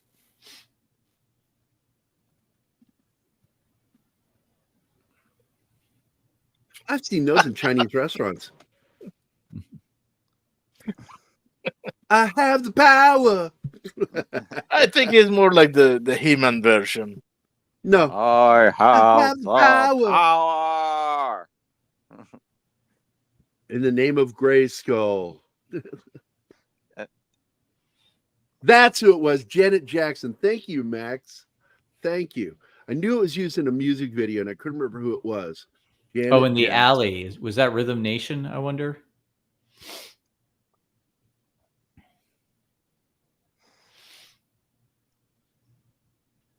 This movie also reminds me a lot of like the old pulps. Like, this is a very pulp movie. Yeah, it's done like the high adventure B movies from the 40s. You'd see this shit in cereals of the time, and I don't mean like breakfast cereal. I mean, well, yeah, no, like serialized David Lopan would fit perfectly in the old Shadow novels they do back in the day. I never understood what was going on in this scene. It's kind of, I mean, it's a cool scene just to see their eyes wide out and everything, but I was confused by it because she woke up. She woke up, yeah. And then she's all of a sudden back in the spell, and I went, oh, what happened? Yeah, there was really no point to this scene. Again, it was cool. I'm not complaining about it. I don't think it should be cut or anything, but it's kind of superfluous. It's just like, yeah, we're going to, like, all this random stuff happens. Tell you anything. It doesn't give you anything. Yeah, it's just one of those scenes. It's there. Yeah, and later on, their eyes aren't whited out when he marries them. It's just you land in a big pile of fish. One of the guys eating it offers it to him later. Absolutely. This was after this film. He still did one more studio film, Memoirs of an Invisible Man. Yeah, which was terrible. But he was done. He didn't want to work with him anymore. He also, I was just going to say, my people I know in the industry that have worked with him after the fact just said, like, he had good stuff come his way, but he just was so into getting high and playing video games all day like a teenager. He just, like, kind of let things slip and ended up doing dumb shit like Ghosts of Mars. Oh my God, I hate that fucking movie so much. Yeah, wasn't it like a Ray Bradbury Don't you movie? appreciate the genius in that movie? There was a Ray Bradbury movie in the works, but it got sidelined. Yeah. I had a friend on Facebook that said, Gary, you need to go back. I know you've panned that film, but you need to go back because it's been 15 years since I've seen it. I went back, watched Ghosts of Mars. I had a totally different reaction to it. I said, are you sure? He's like, yeah, totally. I said, is it worth our friendship? He goes, oh, you say things like that. You don't mean it. Yeah, go watch it, man. It's totally different. I went and I watched it and I wrote him back. I said, I'm blocking you now, just so you know in advance, so you're not surprised that I'm no longer there for you to read, because that pissed me off that you convinced me to fucking watch this movie again. It was so It's usually the other way around. You remember watching something when you were younger and absolutely loving it, and then you rewatch that's it as a 20 years kid. later and you're like, No, that's true. As a kid, movies that I loved as a kid, I'm cautious of watching ever again, because I made the mistake of watching that Goldie Hawn Chevy Chase film where he's a cop and she's being chased by a murderer, and it was, his first movie, and it was also the introduction of what's his name, Arthur, Little Dudley Moore, his first movie in America, and I saw that film as a kid and I just loved it. Went to the movies with my dad. Years later, I went to watch it again as an adult, and I went, that is the dumbest fucking thing I've ever seen. Why did I like that film? Oh my God, that movie is ruined for me now. So I did enjoy Vampires, though. It wasn't a very good movie, but it was entertaining the way that James Woods went about his character. I enjoy Vampires up to about the end of the first act. When they kill all of his There you guys, go. that's when the movie goes off the rails. It went off the rails for me. It's the same thing. I had the same problem. It's just I lost interest in the film after that. I finished it, mind you, and I enjoyed Woods in it. I enjoyed the little priest actor guy. It was funny, but I didn't like the movie after his team got murdered, and I'm like, it's just not that. Yeah, like I said, it wasn't a very good movie, but it was a fun vehicle for James Woods, and he really wanted to make that movie work. But again, John Carpenter, was it this talk of him doing a Thing sequel, and I'm like, I just don't need it. I'm fine with having The Thing. We never wanted a sequel. The movie ended perfectly. It did, exactly. You don't need to, have it. Well, it's just like there was going to be a Total Recall sequel, which would have completely annihilated the conversation. The whole point of it's like it was an ambiguous ending. It faded to white, not black. By the way, my buddy over at Represent This has just did a great 3-part series on Total Recall, so I want to plug that. Really good. His channel is excellent if you haven't checked that out yet. But yeah, the whole idea behind Total Recall is that there are clues that tell you he's dreaming, and there are clues that tell you that he's actually doing this stuff, and they contradict each other. There's no way to settle an argument on that, because there are things in that movie for both. And just like John Carpenter's The Thing, it's so interesting. John Carpenter has said, like, I know all the events, like I know who sabotaged the blood, I know who did all this, but he's never going to tell because it's so intricate. There's different ways of looking at it. I love this potion drinking scene. Again, we talked about the here's to the armies and the navies and the wars that they've won. Here's to the Army and the Navy and the battles that they have won. Here's to America's colors, the colors that never run. May the wings of liberty never lose a feather. Yeah, and this elevator scene is great too, where they're all feeling the effects of it. Like, feel pretty good. Then he, feel kind of pretty invincible. And then all of a sudden he gets awkward. He goes, "Is it me or is it hot in here?" I don't know why people have issues with ambiguous endings. If it's done intentionally, it's great. If it's done well, though, there are a lot of people that do ambiguous endings that are just like, you're not trying They're to be just being lazy. Yeah, you just didn't know how to end this. So, it's very. I was just going to say, like with the Quantum Terror, I did an ambiguous ending, but I was very hesitant. There was a couple of extra scenes that I shot that kind of like spelled it out a bit more, but I really hated those. It's it's very nerve wracking doing that. Oh, I guess I was wrong. I guess they did have the white eyes. But what a great shot. I love how that's framed. Let him complete the ceremony, then he's ours. I like the way in which Lopan giggles. He giggles and gets excited. It's funny. I love when he's like basically playing a video game when he's fighting Eggshell. Yes. Yeah. He's had like a game controller. There's that creature, that eye creature. Again, that we didn't see that scene, but I just love that when you turn around and see it follow him, and he's like, "Oh no, what is that?" Don't tell me. I love this. He knocks himself unconscious right there. Yeah, by shooting the a gun into the air. Above and he fall on his. That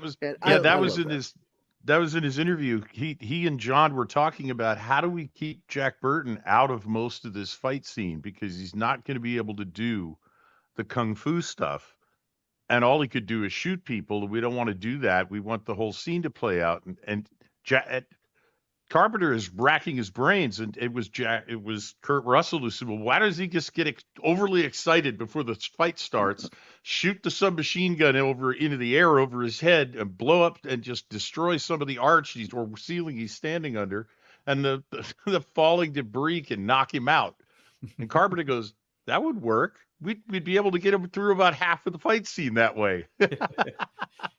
And then he stabs the other guy, and he's trapped underneath him. Yeah, it's trapped underneath him, and he's stuck under there for a while. That's.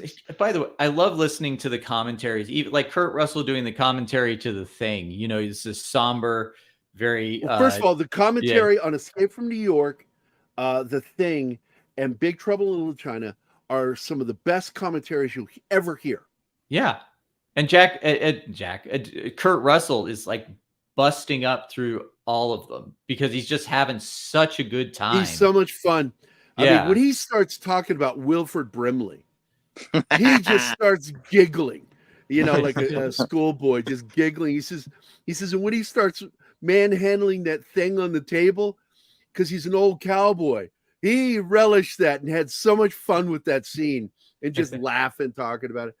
By the way, Max said Gerry hates foul play. That's the movie. And I don't hate it, but it was nowhere near as good as it was when I saw it as a kid, as an adult. I learned a lesson. Don't watch movies I loved when I was a kid. Because it might get ruined. Ruined, Brian. Ruined. That's why I'm holding off on Adventures from the Forbidden Zone. Was it Molly Ringwald and Michael Ironside? Now I still enjoy that film. Is it good? I haven't rewatched it since I was a kid, so I'm worried that it won't. Pirates was great, or Ice Pirates. Ice Pirates, yeah, with the fucking space herpes. I'm like, God damn those movies. But yeah, Space Hunter had great villain in it, the Overdog, and that, of course, is the name of my buddy's band, the Overdogs. Oh, nice. And it was a punk band. All right, gentlemen, I got to run. I've already stayed longer than I intended to. Got lots of work to do, but and the show's almost over. I know, but have fun. I got to go. Thank you for having me on. As always, lots of fun. Love this movie. And yeah, see you next Tuesday. Take care. He just called me a cunt. Yeah. Yep. Well, you are, but that son of a bitch called me a cunt. It's not always about you, Gerry. I think he meant all of us. Maybe he really did just want to see us on Tuesday. Maybe he just wanted to see us. Well, the funny thing is, Tuesday used to be his show when he was still a host on this channel. He had the Tuesday show. I love this where they're I fucking love it. This is what leads to the kiss scene in the elevator.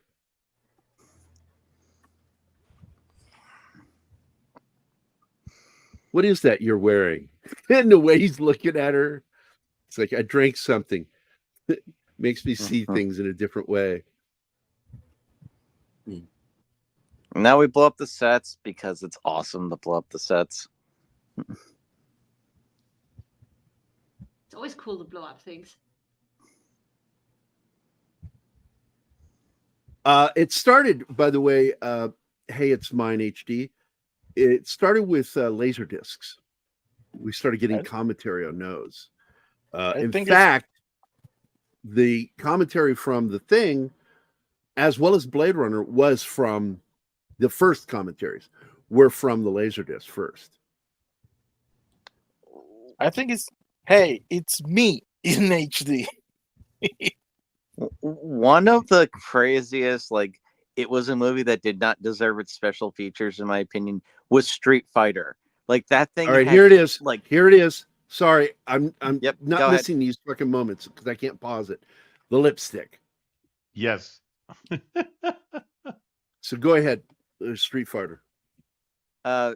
Has the most ridiculous amount of special features. Like, has commercials for every bit of merchandise from the movie, music videos, behind the scenes making of, multiple commentary tracks from actors, everything else. I'm like, why does this movie have so many good special features? It's Street Fighter. It did not deserve this. By the way, Kurt Russell almost single-handedly brought back the mullet, and thankfully it ended very quickly. Didn't like either Sutherland say he might be to blame because of the Lost Boys? Because it was Lost Boys in this movie.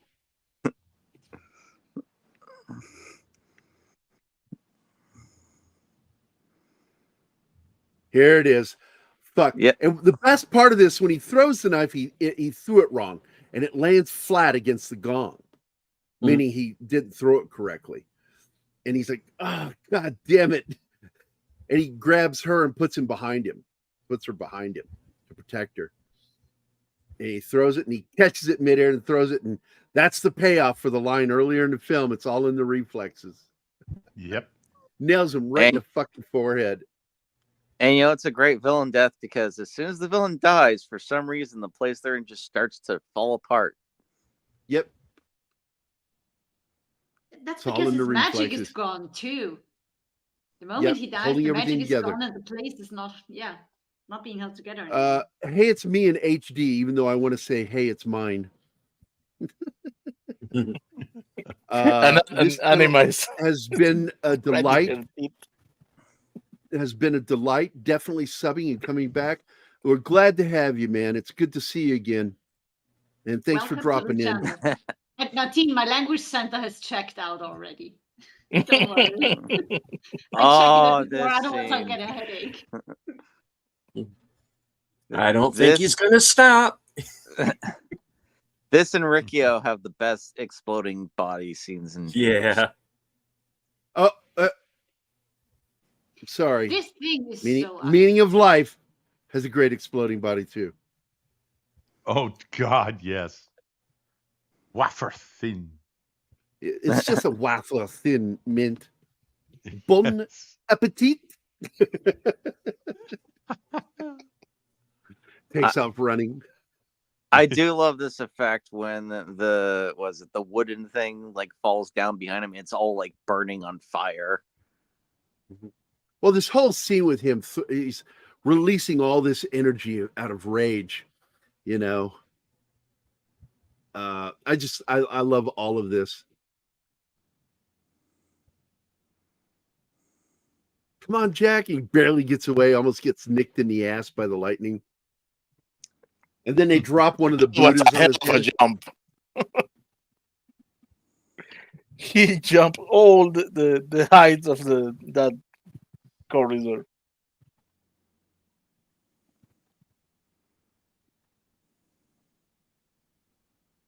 I love this little device, even though nothing like that existed. It was fucking cool. Oh, that's pure comic book. Absolutely. And the arc lightning in this is done so well. It doesn't look overly cartoony. No, yeah. And I mean, that's the 80s. It's amazing what they were able to do with that.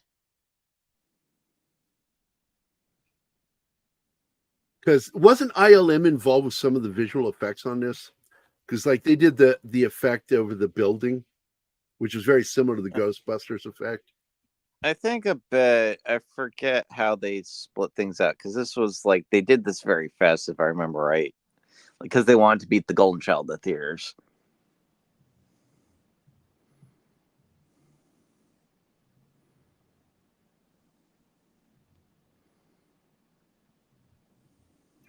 My truck. Let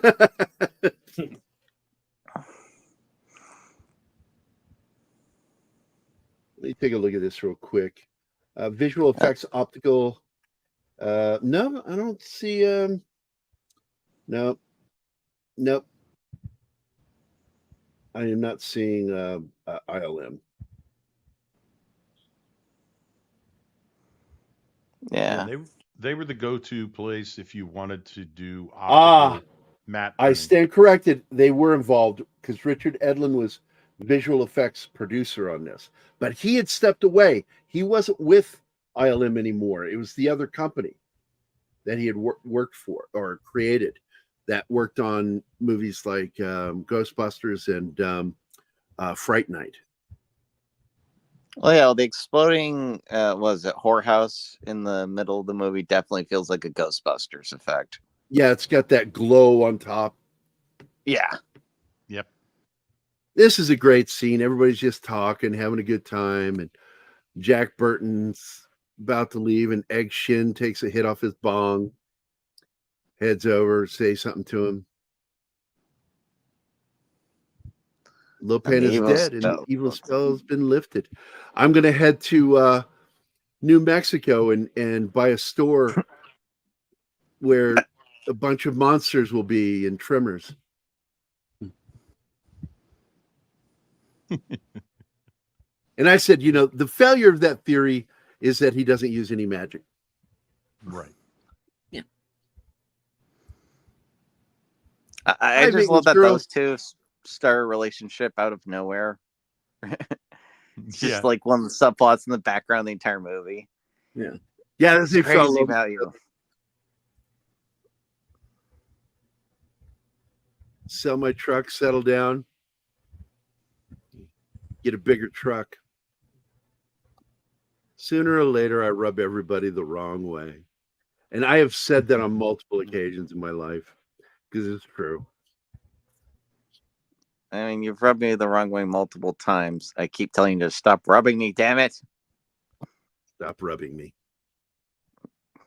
She's so gorgeous. They got the soft lens on her. Aren't you going to give her a kiss goodbye? Nope. Yeah, but the dude gets a hug, and he doesn't even look at her, really. I don't like that. I mean, if you're doing the action thing, you could say that she's a time-traveling Vulcan who then becomes a renegade to the Federation. Right. Hey, this is the point where Kurt said that Jack Burton finally gets what's happened when he says, "We really shook the pillars of heaven, didn't we, Wang?" And he says, "No horse shit, Jack. No horse shit." So he's finally got it. Now he's back at his truck talking to the airwaves again. Don't know if there's anybody listening. But there is somebody listening. Yeah, it's there is. Ancient Chinese demon. Yep. At least it's not his ex-wife. That's right. It can always be worse. Yep. Show me your worst. Yeah, I love I James told Wong my- is in Kung Fu Panda. He is fantastic as a voice actor in that. He's been in so many great films. I mean, he was in one of my favorite neo-noir films, Chinatown. Yep, he's in the Two Jakes too. Well, same character, yeah. Yeah.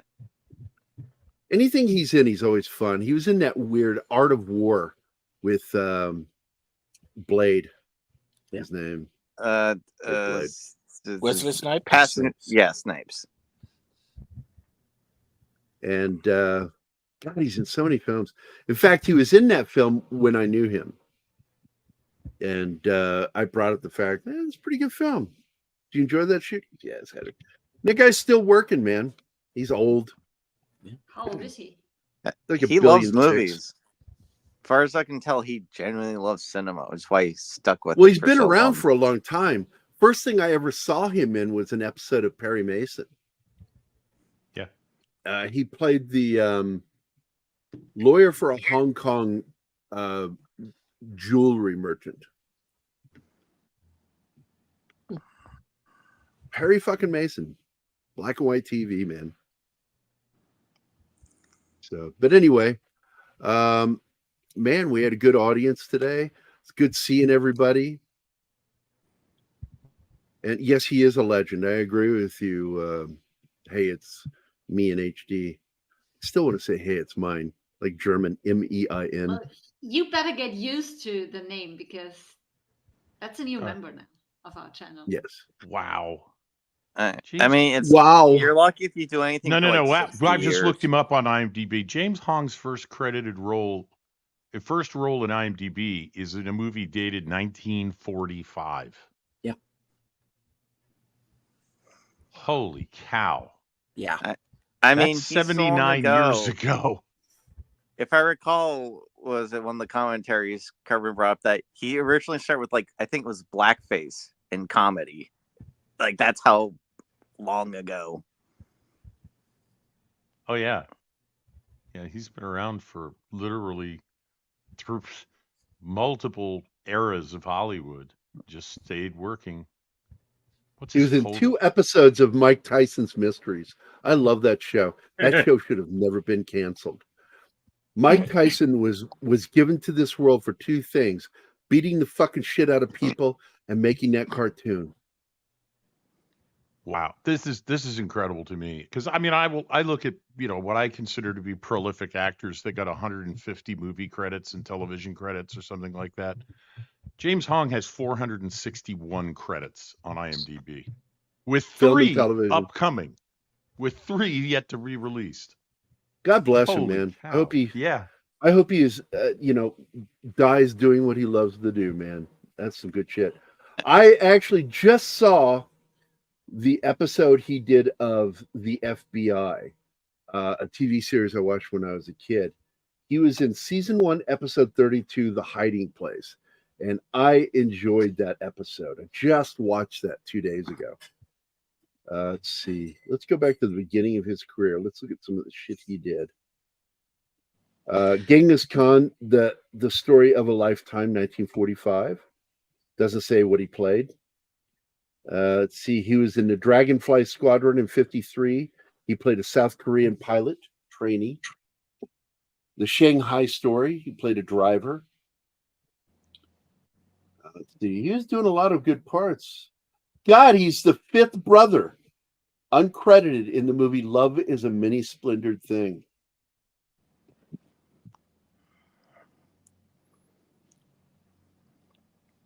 Blood Alley, another anti-communist film. Oh my God, he was in the TV series Sky King. If you've never seen that, it's like the goofiest show. Let's see. Uncredited, he is a voice in Godzilla King of the Monsters, 1956, which is the American release of the Japanese film. Back then, they were doing all that all the way up in the 2000s, casting Chinese people as Japanese, Japanese people as Chinese. It was really weird.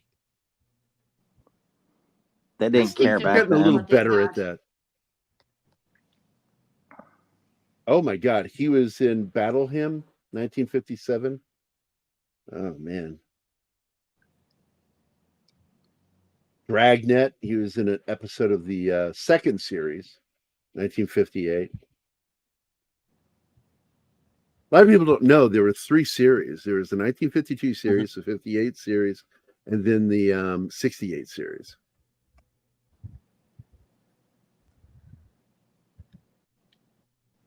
Yeah, Cimarron City TV series, Peter Gunn.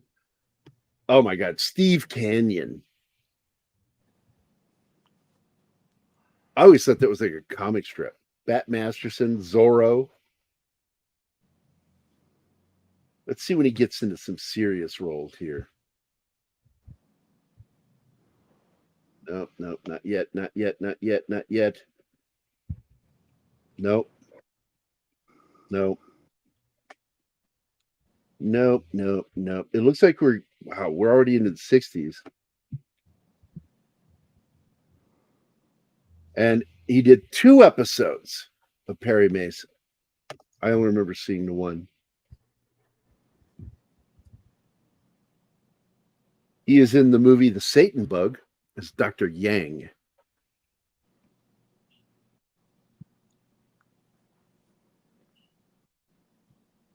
Oh, no, that was a TV series, not the movie. He was in a 1966 monster film called Destination Inner Space. Oh, here it is. This is where I remember him, and he really is a good character in there. Despicable, but good character. The Sand Pebbles. Anybody on this panel know that movie? We I talked know of about it. this I haven't on watched Military it yet. Monday, Gary. We did this. Yep. Yeah, I know that. Just saying. I know. I remember the Pebbles- film. I'm just blanking on him being in it. Yeah, he's the guy that runs the whores. The pimp. Oh, okay. It's his establishment that they Ah. work out of. So, but Okay. it's still, that's what he is. That was a big film for him. Let's see. He's in a lot of movies after this. He's in a movie that another friend of mine and I both like, Colossus, The Forbidden Project. He's in The Hawaiians, which is another great film. That's one of those 3-hour movies that has an intermission.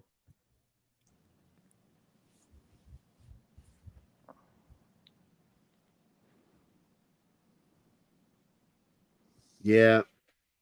Got a lot of movies in the 70s. The Carey Treatment, Earth 2,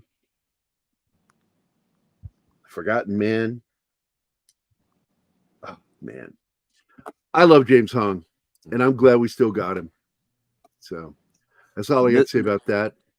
And here's a This is picture also of one James his Hong favorite today. movies. There's James Hong. That's such a dick. By the way, I wanted to show this because we are proud of the fact that we are not only over 13,000 subs, we have officially had over 450,000 views. So awesome sauce. We're going to keep pushing to do good content to entertain you guys and hopefully give you some information along with it, because Tom loves doing it. I love doing it. It's just one of the things, loving films is just one of the greatest things ever happened to me in movies. I love TV, but I love movies more. So anybody else got I any last apologize for being so quiet today, but I think I might be able to make up for that. Did we just lose Gerry? Or is that me? No, still here. Did you guys hear me, or is it just me? Yes, I can hear you. We can hear you. Go ahead. Yeah, basically I was going to share something with you guys if you wanted to. Yeah. I've been working on a project with Andre. It's a little ways away yet, but he's probably going to get mad at me for keep telling people about this, but I'm trying to get people's kind of gauging reactions on it too, so it's going to be kind of a Halloween project of sorts. There will be a retrospective to go along with it, but there's also these. If you got a minute or two.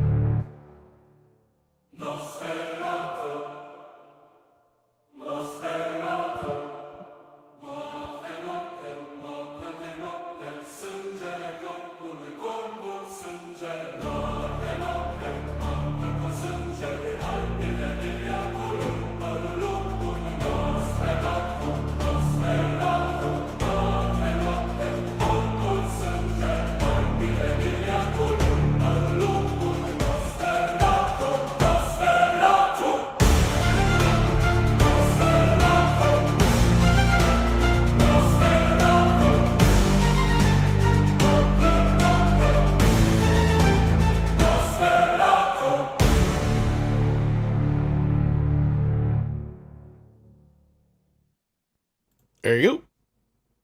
I'm all in. Very cool. Nice. Yes, I'm trying to convince Andre to narrate the inner titles, not the narration or not the dialogue, but just the story titles. Otherwise, we're not going to mess with the movie itself. We are doing a new soundtrack though, and I'm going to add atmospherics to it. So that's kind of the Midnight Edge experience. Cool. Yeah, an original soundtrack by myself, basically. Yeah. So what I've never asked him, what did he think of the 77 German remake? I believe he likes it. He doesn't like the sequel, but he likes the original. Yeah. I like this. Well, what he did, and this is, of course, Werner Herzog. He did shot simultaneously the American and German releases. Yeah, but there was like a follow-up with the same star, but what's his face didn't have anything. Yeah, I heard that was really bad. Yeah. That's what I've heard. Really yeah. But that dude was insane, and one of the only directors that could really work with him was Werner Herzog, because he would threaten him right back. I'll fucking kill you. You must never work with Kinski. So that's fantastic, dude. When's it going to air? Sometime before Halloween. We haven't had an exact date yet, but I'm sure there'll be more in the next 10, 15 days. You'll find out.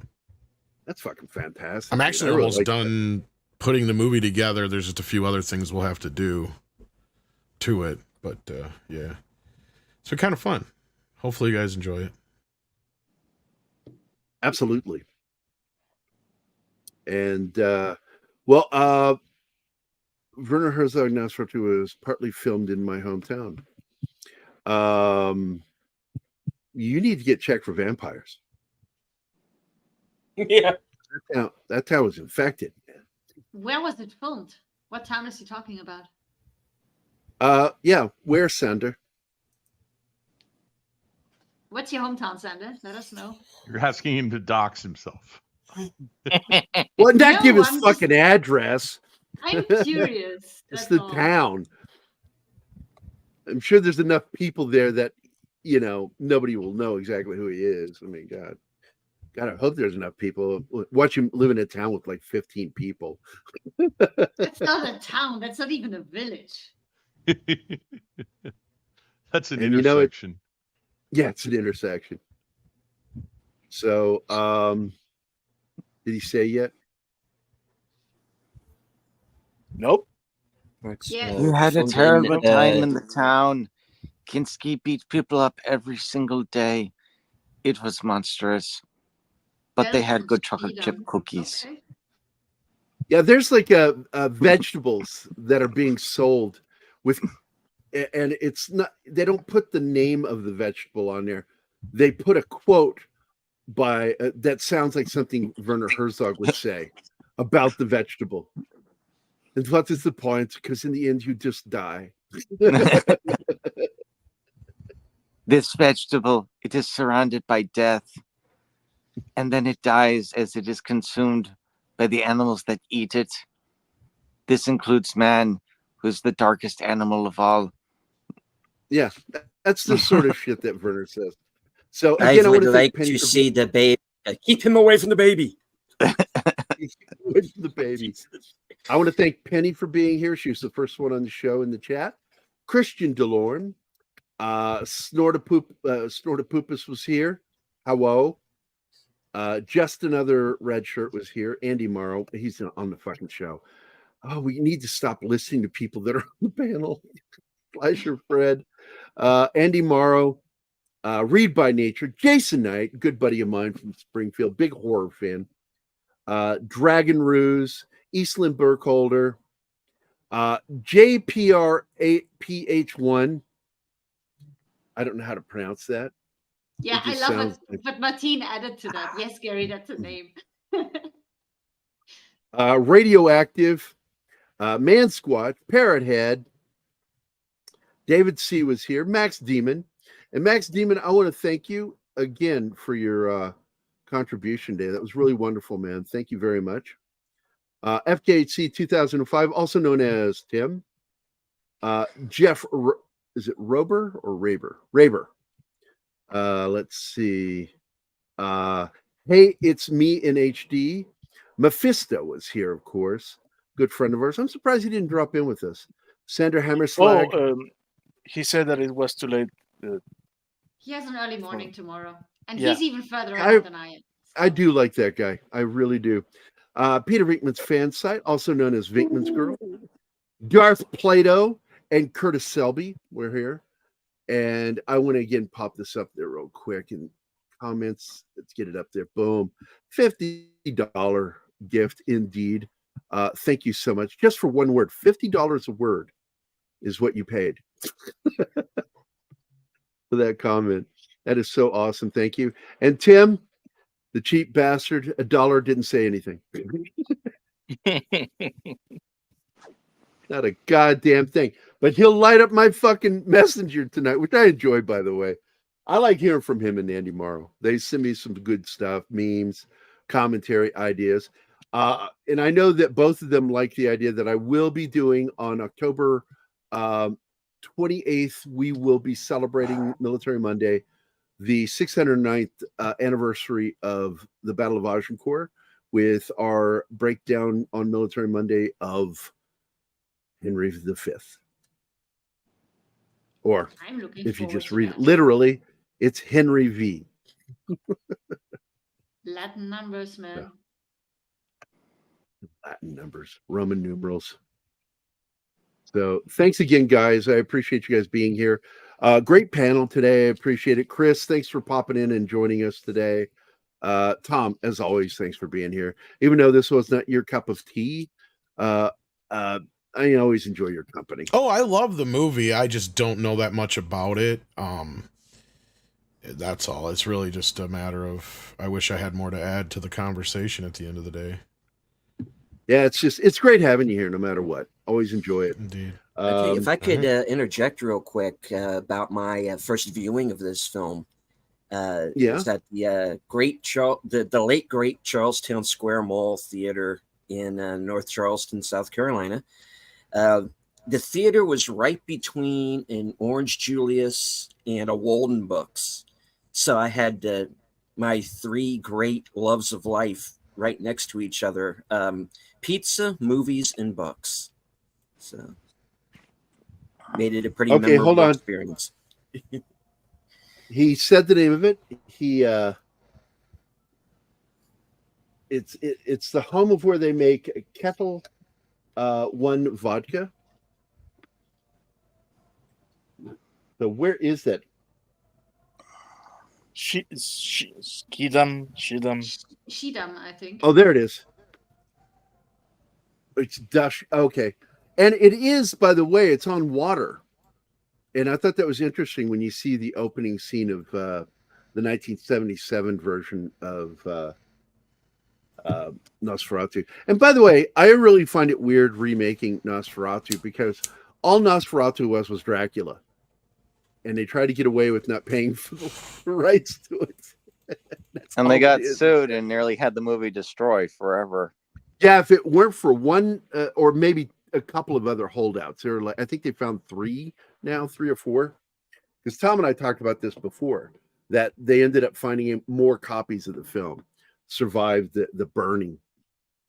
And it seems to me that should be criminal to make them actually destroy something.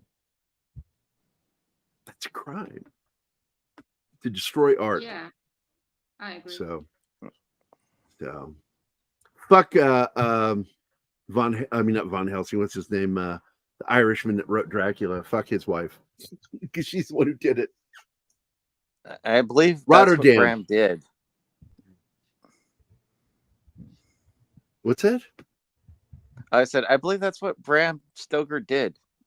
Oh, at some point. Yeah. I don't know. Did they have kills? One I don't know. Do you really hope for that? I don't hope for that. I don't. The fuck do I know? I've never been married.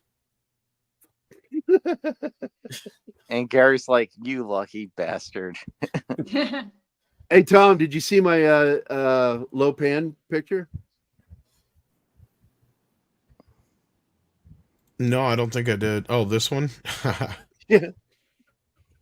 Yeah, I remember you sending that to me. I don't know why. I have such a juvenile sense of humor. But anyway, that's it, guys. We're out of here. Have a great Saturday. Thanks for dropping in and hanging out with us. We'll see you again in a couple of weeks, Tom and I. I don't know what the fuck we're going to be doing, but we'll figure it out. It'll be something fun and big, awesome, amazing, and we'll bring the knowledge with us. So, have fun, have a great Saturday, be safe, and enjoy the rest of your weekend. You guys want to say bye? We got another one. Yes. Thank you, Words and Pictures. Oh, yes. Well, thank you. I don't know what the sticker is. What is it? I don't see fist it. bump. It's over on Deleted's channel. Yeah, it's a that's fist nice. bump. Thank you. Joining us from the UK, Words and Pictures. Is it a fist bump or is it fisting? Jesus Christ. Gary. Time to go. Time to end the show. Time to go. I'm just saying, Gary. It's just a you fist. said you rub It's people the a wrong fist way. is a fist until it has motivation. Gary, you know you say you rub people the wrong way? This is it. This is it. This is the moment. All right. Duly noted. Fuck you, Shanatsky.